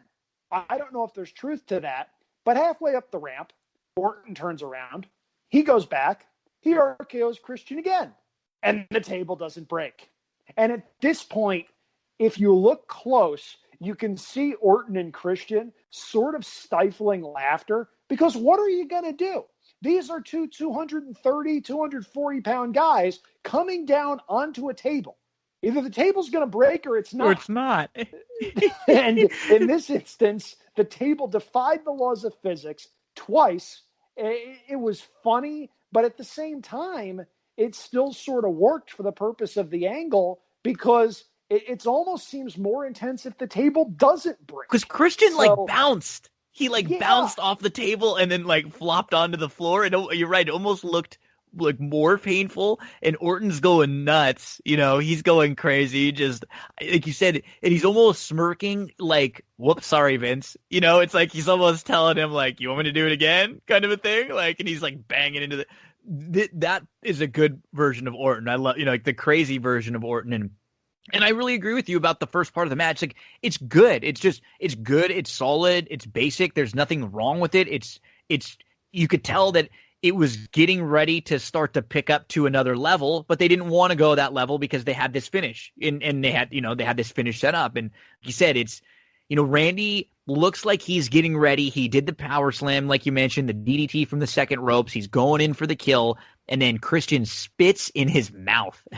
And that's what set Orton off. He starts going crazy, strikes to the Christian's head, and then he kicks him in the balls, low blow, and Christian wins, and then Randy goes crazy. He hits him with the TV monitor and then all the stuff at the announce table with the RKO and it not breaking multiple times. Teddy Long and the officials come down, and I thought there was the one thing I thought was funny was after Randy comes back again and then he leaves, the officials are helping Christian walk down the aisle, and he can barely move his feet, doesn't know what's going on, but he sort of looks around and he grabs his belt from one of the officials and just kind of holds it up. I always love when The Rock did something similar to that, holding up the IC title after one of those Shamrock matches when he's being stretchered out. I always think it's great when the heels just kind of look, I won, I'm so tough, as they're just being stretchered out or just helped out in this case. So that good, another good above average, really, on a good show. Nothing bad about that. I mean, the finish we didn't like, but you understand what they're doing, and they're trying to elongate this feud a little bit more because they liked what they were seeing with these two guys. They had a ton of chemistry. Yeah. Now, really quick, go ahead. Yeah. Before we move on to everything that is Punk Cena, I need to point out one of the quirks on the WWE Network when I'm going through this. Between Christian Orton and Punk Cena, there is an option to stop the taping and watch in its entirety a Be a Star promo. I have a question. On this kind of a show with WWE Network's user base, is anyone, and I mean anyone, actively searching for a Be a Star promo in the search database? Anyone? That's bizarre. Now, from a PR standpoint, I get why they did that. It's an easy thing to boot up and say, hey, here's everything that we've done. You have to do it somewhere. On this show, though? Not necessary. No, and it just makes everybody look foolish, especially when the summer of Punk started with a promo that included Punk getting cut off when he was about to tell a story, a personal story, about the Be a Star program. So much weird stuff going on there. So the CM Punk chants start before we get the package, and then we get the video package. It was a good one. A lot of build up here. We hear about the CM Punk suspension, which came after his pipe bomb. So basically, he cut the pipe bomb promo. He's the number one contender. He tells John Cena, I'm going to beat you. I'm going to leave with the title. Vince decides to suspend him. Then John Cena convinces Vince, hey, no, the fans want to see this match. He's the real number one contender. let's have this match. You figure out the contract stuff. So they agree on the match. And so Vince is mad at Cena also. And there was a really great segment on either the Raw right before, or one of the Raws before the pay-per-view, the Money in the Bank pay-per-view, where Vince is in the ring with CM Punk, and he's going through all the demands of CM Punk that CM Punk has before he'll sign a contract. He talks about how he wants his own ice cream bars and all these things. And this is something that our good friend and someone who's been on this show a couple times, Danny Kovaloff, and I used to do to each other over and over, where we would walk by and CM Punk said, "You have to apologize to me," and Vince says, "Okay, I'm sorry." He says, "No, come on, you're better than that, Vince. Give me an apology."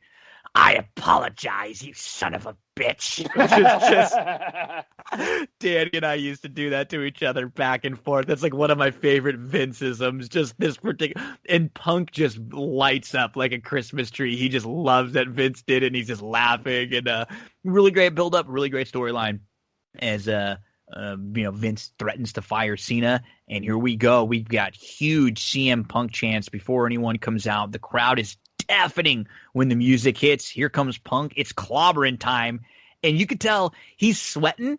He knows that it's a big moment. Like, he's not nervous or shaking, but there's definitely a little more sweat than normal because he's probably feeling like, wow, this is really what I've wanted my entire life. This is my moment. This is as big as many people's WrestleMania main events, if not bigger, for a lot of them, because this was all Punk. It's Chicago, everything here built around him.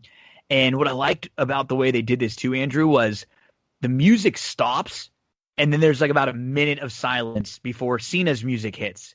But it's not silence. We're hearing those CM Punk chants, and then the John Cena music hits, and the massive boos. And these two guys, they've got amazing chemistry. We talked about Orton and Christian before us, and we'll go through the match. I mean, if you were to tell me that these two guys were each other's best opponents, I might not tell you that you're wrong. Yeah, I mean, it's one of those things where everything lines up. First of all, if anybody out there is in the John Cena can't wrestle camp, just shut up. Just stop it. I know. Watch this match. Watch the match with Shawn Michaels at WrestleMania. Daniel Bryan at SummerSlam. Umaga. He carried Umaga.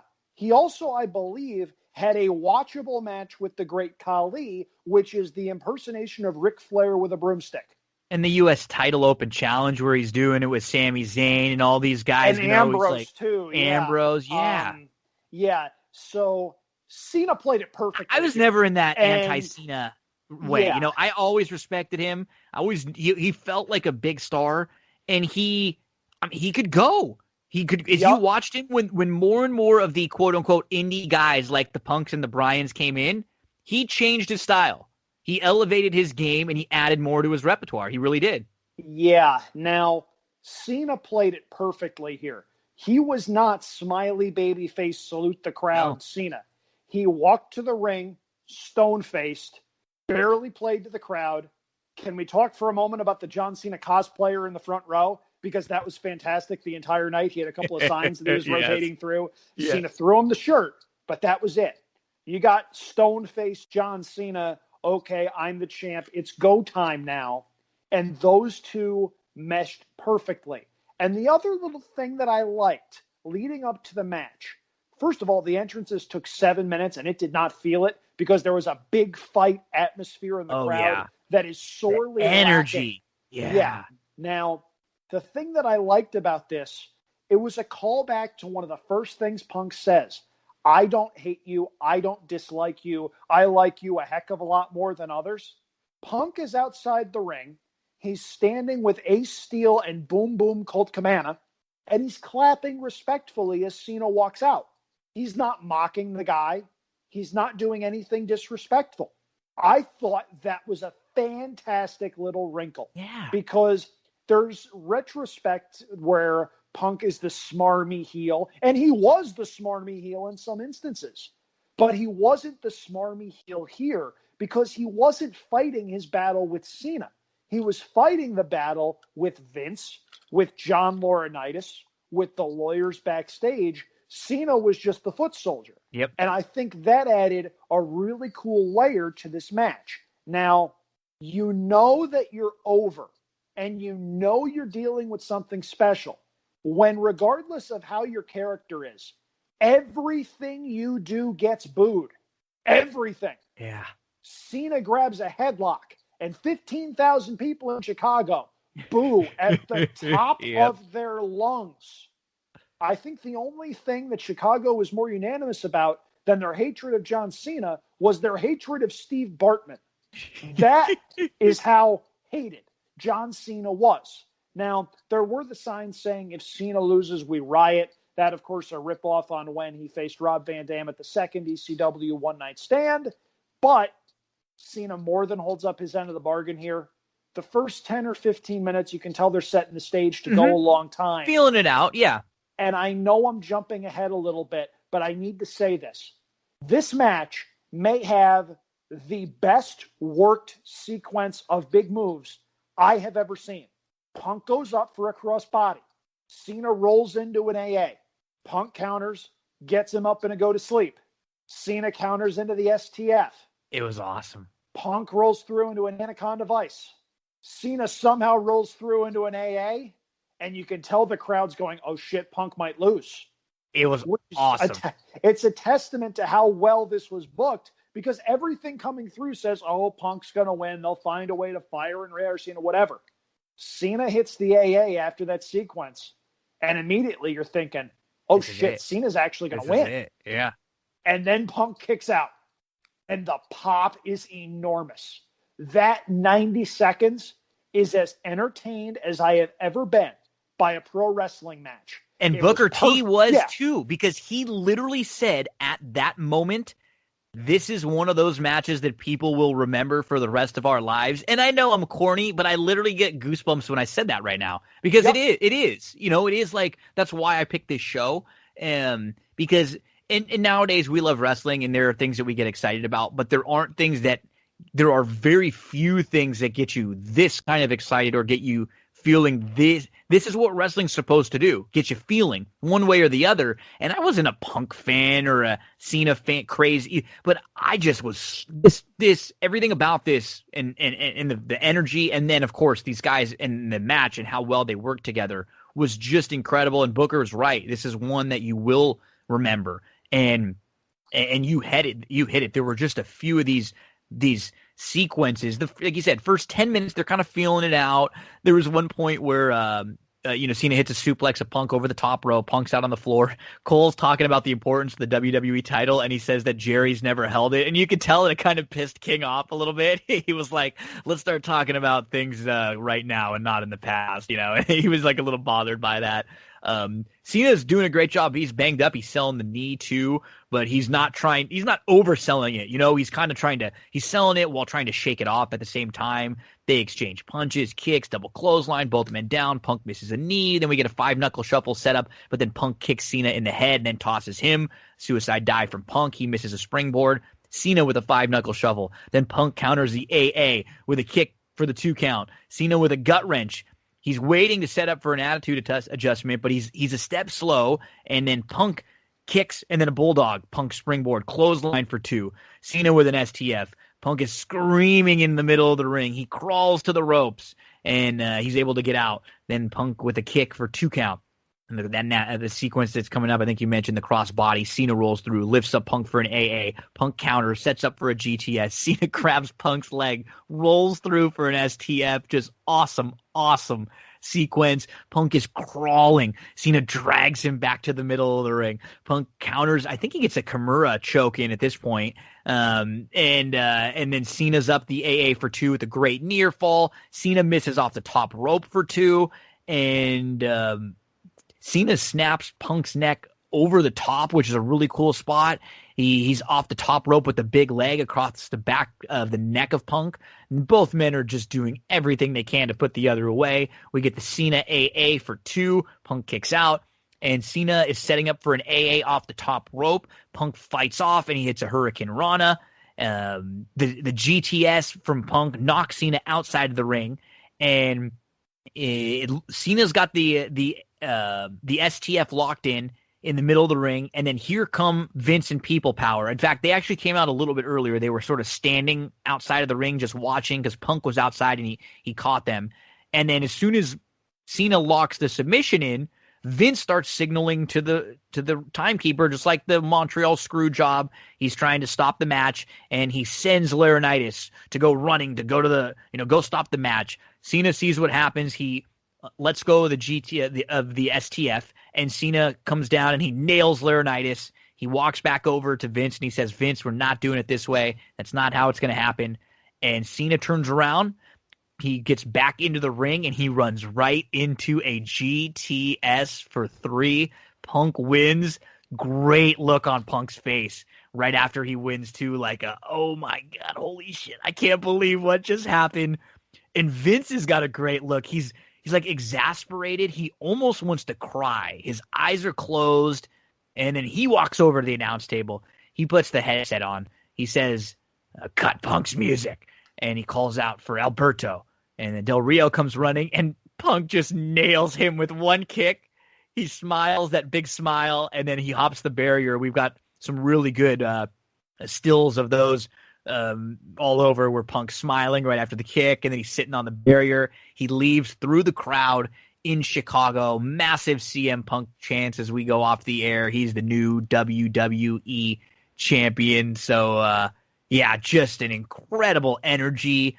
A great last 5 or 6 minutes. It made sense with Vince coming down, a throwback to all the times that Vince has tried to screw somebody out, but the good guy John Cena won't let it happen, and he tries to do the right thing, and he runs right into it. I mean, there were just a lot of little things that all added up here, and this was great, Andrew. This is like one of my personal favorite, and probably one of my, I would say Daniel Bryan, just the whole Daniel Bryan WrestleMania 30 experience. But when we're talking about like some of my favorite, most recent matches, this is definitely up there. The only thing in recent years that I can compare it to from main roster WWE is Daniel Bryan, Kofi Kingston from Kofi Mania. When cool, Kofi rises up and wins the title, and it's that kind of story where, again, a lot of that was organic too. Kofi wasn't supposed to go over. That was supposed to be Mustafa Ali's spot. Yep. Now, you can say what you will about Mustafa Ali and how much that hurt him, but that was a heck of a run for Kofi Kingston, capped off by a heck of a match on a big stage. This was better, and that's no slight to Daniel Bryan or to Kofi Kingston or to anybody that's ever been in that kind of storyline. This was magic. This is one of those matches where you can find someone who's not a wrestling fan, explain to them what's going into this in 3 minutes. Okay, Punk's about to leave. He cut this blistering promo on everybody that nobody had ever heard before. This is his hometown for the WWE title against the standard bearer of the company. The entire administration is against him. Sit back, relax, and enjoy the show. Wrestling is at its best when it is simple. And effective. JR says it all the time, right? Like personal issues, like decided in the ring. That's it. Yep. You give me a little backstory and two guys that we think don't like each other. Or in this case, like you said, it was even more meta in that CM Punk actually does like John Cena. It was more than that. It was, he doesn't like the whole idea and everything behind him and everything about Vince and the whole company. And this is much more than John. So yeah, this was really, really good. Yeah. This was great. This was probably WWE's main roster match of the decade. It was 2011, so it's a long decade, but I can't think of anything on the main roster that would have topped it. There were several NXT matches that from bell to bell came close, but this is a class all its own. This was what helped make CM Punk such a gigantic star that he wasn't overly hurt by what happened later in the year. He was still one of WWE's main guys. Even after all of that, he wound up holding the WWE title for more than a year. Which is so weird, right? Yeah. Like, this would have been the time to let that go right then, right? He's hot. You let him run with it now. Instead, they did this weird thing, like you said, with Nash. They had another weird thing with Del Rio and him, and it took like an extra 6 or 8 months after this for him to finally get the run that he was supposed to. And then even when he did have that run and do a lot of great things, there were a lot of times where he was having the best match on the show, but John Cena versus Laurinaitis was in the main event, or there was something else like that happening. So to me, when I think of CM Punk, instantly, I think of this show, and this is his crowning achievement, and this is his moment, and everything that he did and wanted about a storyline. You could tell this was a lot of him. However much, who knows, but he put everything he had into this, and whatever happened, like you said, after it stunk, and however you feel personally about CM Punk, if you like him, if you don't, this month or so was as good as, like, comparable to Mega Power stuff, like as good Hogan Andre, like on that level, like some of the best WWF to WWE storylines they've ever had. It just stinks that the way it continued after this. But from the day of the pipe bomb to this day and CM Punk leaving and walking out, man, that was a really, really strong angle. Yeah, and we mentioned it at the top. It resonated with everybody, not just the hardcore wrestling fans that people make fun of. Everybody was talking about this, due in no small part to CM Punk going back to his place in Chicago, putting the title belt in his refrigerator, snapping a picture, and posting it on Twitter. Total genius stuff. Then, either the next night or maybe the week after, they do this tournament where John Cena faces Rey Mysterio in an underrated match. Well, because Cena was fired initially, right? Because Cena was fired. So then in the tournament, the final of that tournament, it was Miz versus Rey Mysterio for the new. So at this point, we're fired Monday Night Raw the next night. Cena's fired. So we've got no Cena, we've got no Punk, we've got no champ. So they do a tournament to try to make sure that there is a champ.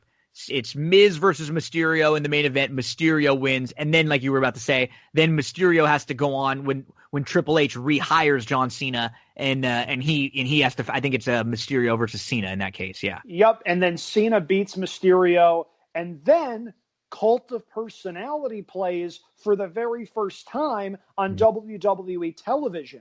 For those that had followed Punk for a while, he used that as his entrance music after he signed his WWE contract when he was finishing up his Ring of Honor deal.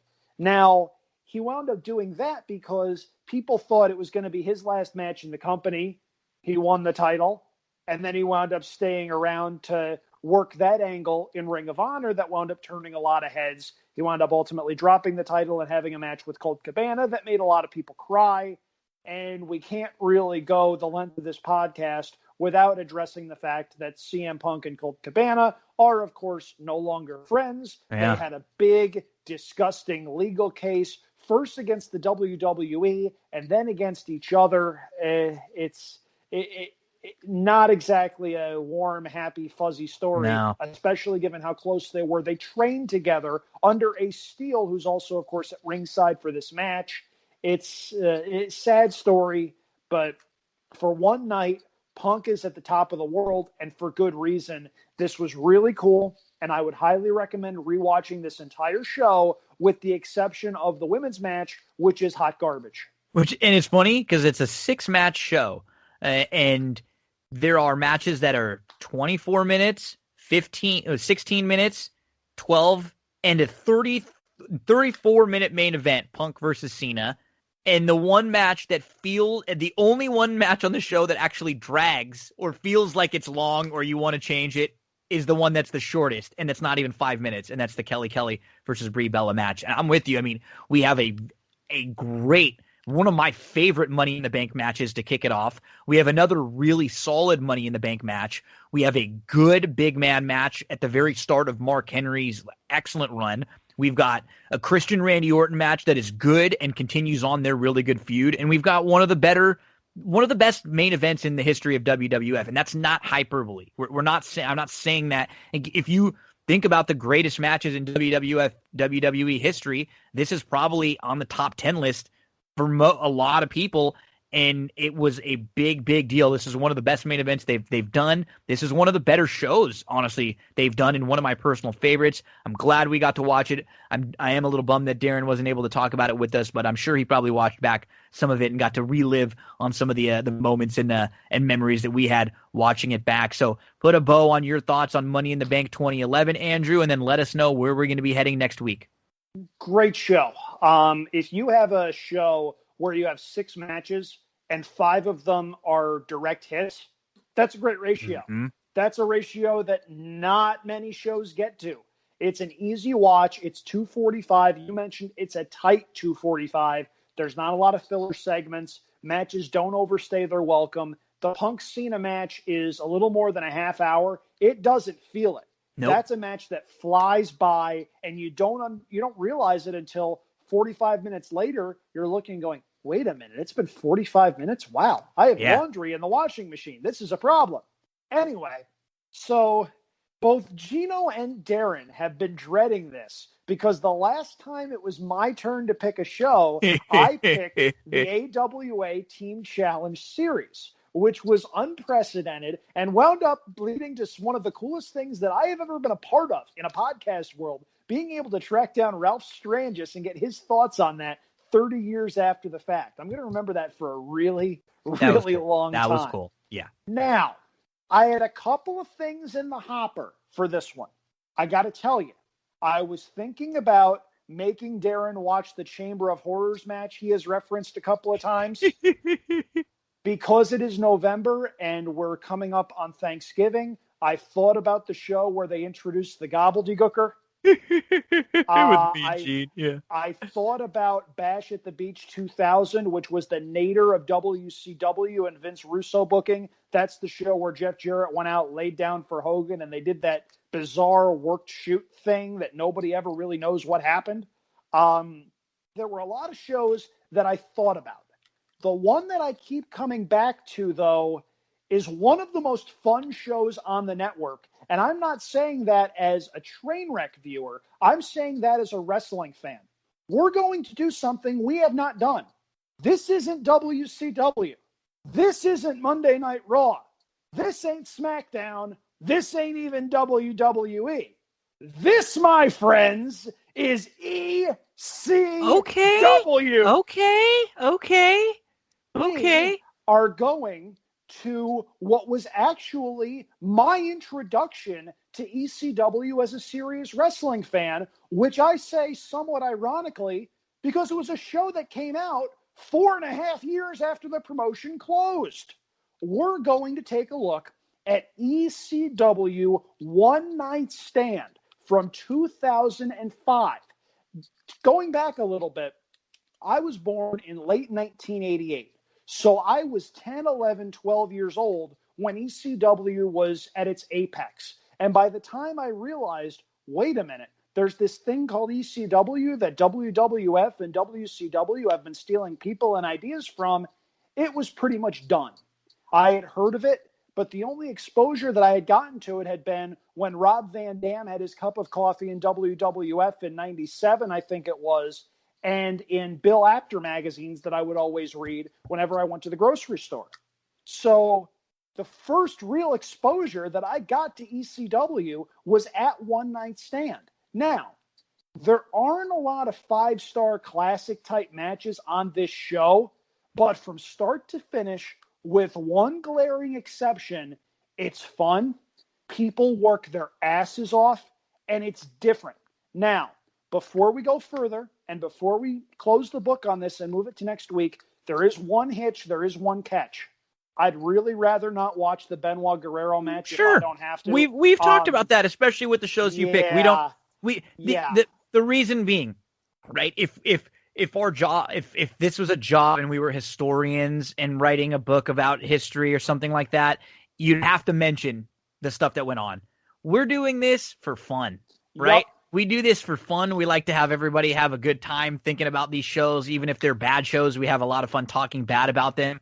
When we have to get into the Benoit stuff, it changes the vibe. It changes the energy that we feel. And I don't like it. And I'm fine with when we come across these shows is deciding if we want I think what we've decided is like there was a match or two where he was in a tag match where we were able to work around it better because we wouldn't ever be able to do like the Rumble that he won or the Mania where he's in the main event because it just wouldn't feel. I wouldn't enjoy doing those shows. But I'm with.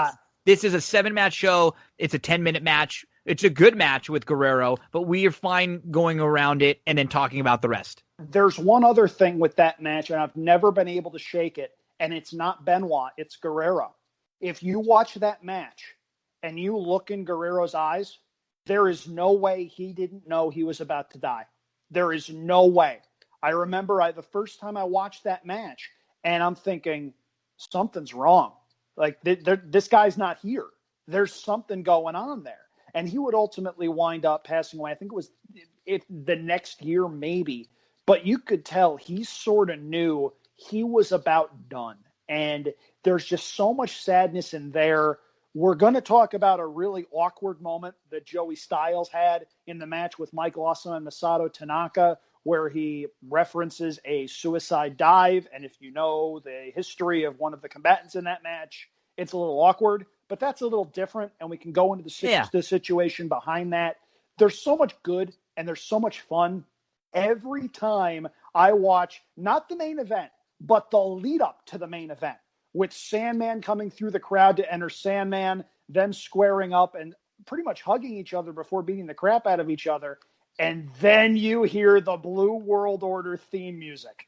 The pre-match stuff is as entertaining as most matches on common shows. It's so well done, and the difference between this version of ECW and WWE's version of ECW that spawned from this, it's night and day. This was so good, and if WWE... This felt real. This felt like ECW. It did. If WWE had let a sanitized version of this ECW live on, I think it would have been successful.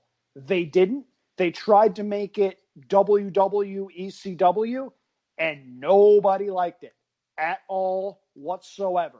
But this show, these series of matches, these promos, the enthusiasm that was in this building, it's so much fun. It's the show I kept coming back to when I had a list of 6 or 7 shows in the hopper, and I'm really looking forward to watching it again. We're talking ECW One Night Stand 2005. That's our homework for this week, and we will be back talking that episode that with you next week on the Old Wrestling Rewatch here on That's What G Said. Andrew, give us your plugs. Let us know where we can follow you, and what do you got coming up on Champagne and JD this week? Sure. Twitter is at Andrew Champagne, andrewchampagne.com for most of my written stuff. Got to tell you, there is a lot up in the air right now. I am supposed to go to Las Vegas for Thanksgiving weekend. Do not have any idea if that is happening or not right now. The governor of Nevada, in the time that we have been on with one another, has come out with something called Stay at Home 2.0. I have no idea how that's going to affect any travel plans, whatever, but we'll see what happens. As far as Champagne and JD goes this week, recap of Breeders' Cup stuff. Hopefully you listened to both Darren and I for the Philly and Mare Turf and the Turf. Tornado was pretty darn good for me. I have to tell you, if anyone out there can tell me how Order of Australia made any sense at all whatsoever beyond hitting the all button and getting hideously lucky, I would love to hear your explanation. I know there are a couple of people out there that just use that horse on a whim thinking, they wouldn't have shipped the horse halfway across the world if it couldn't run. If there's anything more concrete than that, I'd love to know it, because I had the late pick 3 a couple of times on Saturday, and that salvaged my 2 days. I thought about hitting the all button in that race and singling Monomoy Girl on a pick 4 ticket. That would have been $42. Yep. Had I done that, I would have cashed $4,500 and change. Oh my goodness. I was kicking myself for a while after that. And if I didn't hit the late pick 3 a couple of times to turn a catastrophic couple of days into a merely so-so couple of days, it would have been bad to be me. But there's a lot going on still. Obviously, there's still some good quality racing going on the rest of the year. Aqueduct's just started up. Del Mar's going on. Santa Anita will be starting up, of course, after Christmas. So still something to look forward to. Still a lot going on, and still a lot that I'll be putting out there on my social media channels. But for now, I'm just excited to be able to watch some ECW for next week. Oh, yeah, me too, buddy. Thank you so much for joining me. DZ, Darren Zocali should be back with us next week to talk a little ECW One Night Stand 2005. Thanks a lot, man. Have a nice one. You too, man. Take it easy. Folks, you know where to follow Andrew Champagne on social media. You're going to hear him here on That's What She Said each and every week in some way, shape, or form. If it's not Old Wrestling Rewatch, I'm gonna take advantage of Andrew in some way and make sure we're talking something. So thanks a lot, buddy. And folks, don't you go anywhere. We'll be right back with much more on That's What She Said. Hey, big thank you to Andrew for helping out with the Money in the Bank 2011. So we didn't get the chance to do a Mandalorian recap this week. Honestly, when I do a show that's like almost 4 hours, if I have to get close to 4 hours, sometimes it like breaks my uploading. I have to split them up. So I decided to steer clear, and I'll just do double episodes of The Mandalorian next week. Big thank you to Josh for joining us to talk Masters. Big thank you to Andrew. These are the kind of shows I love. What we got to talk: baseball, basketball, college football. We spoke a little bit about Alex Trebek at the very beginning. The Masters, NFL, Breeders' Cup recap, Stable Duel, Thursday and Friday racing for different racetracks, and then a wrestling rewatch. This is just a perfect type show for me. Thank you so much, folks. Don't forget to subscribe, rate, review, share the show all around with your friends, and make sure to wish Milo a happy birthday. Happy first birthday to my son, Milo. Can't believe it. Joey Cleveland, take this thing away.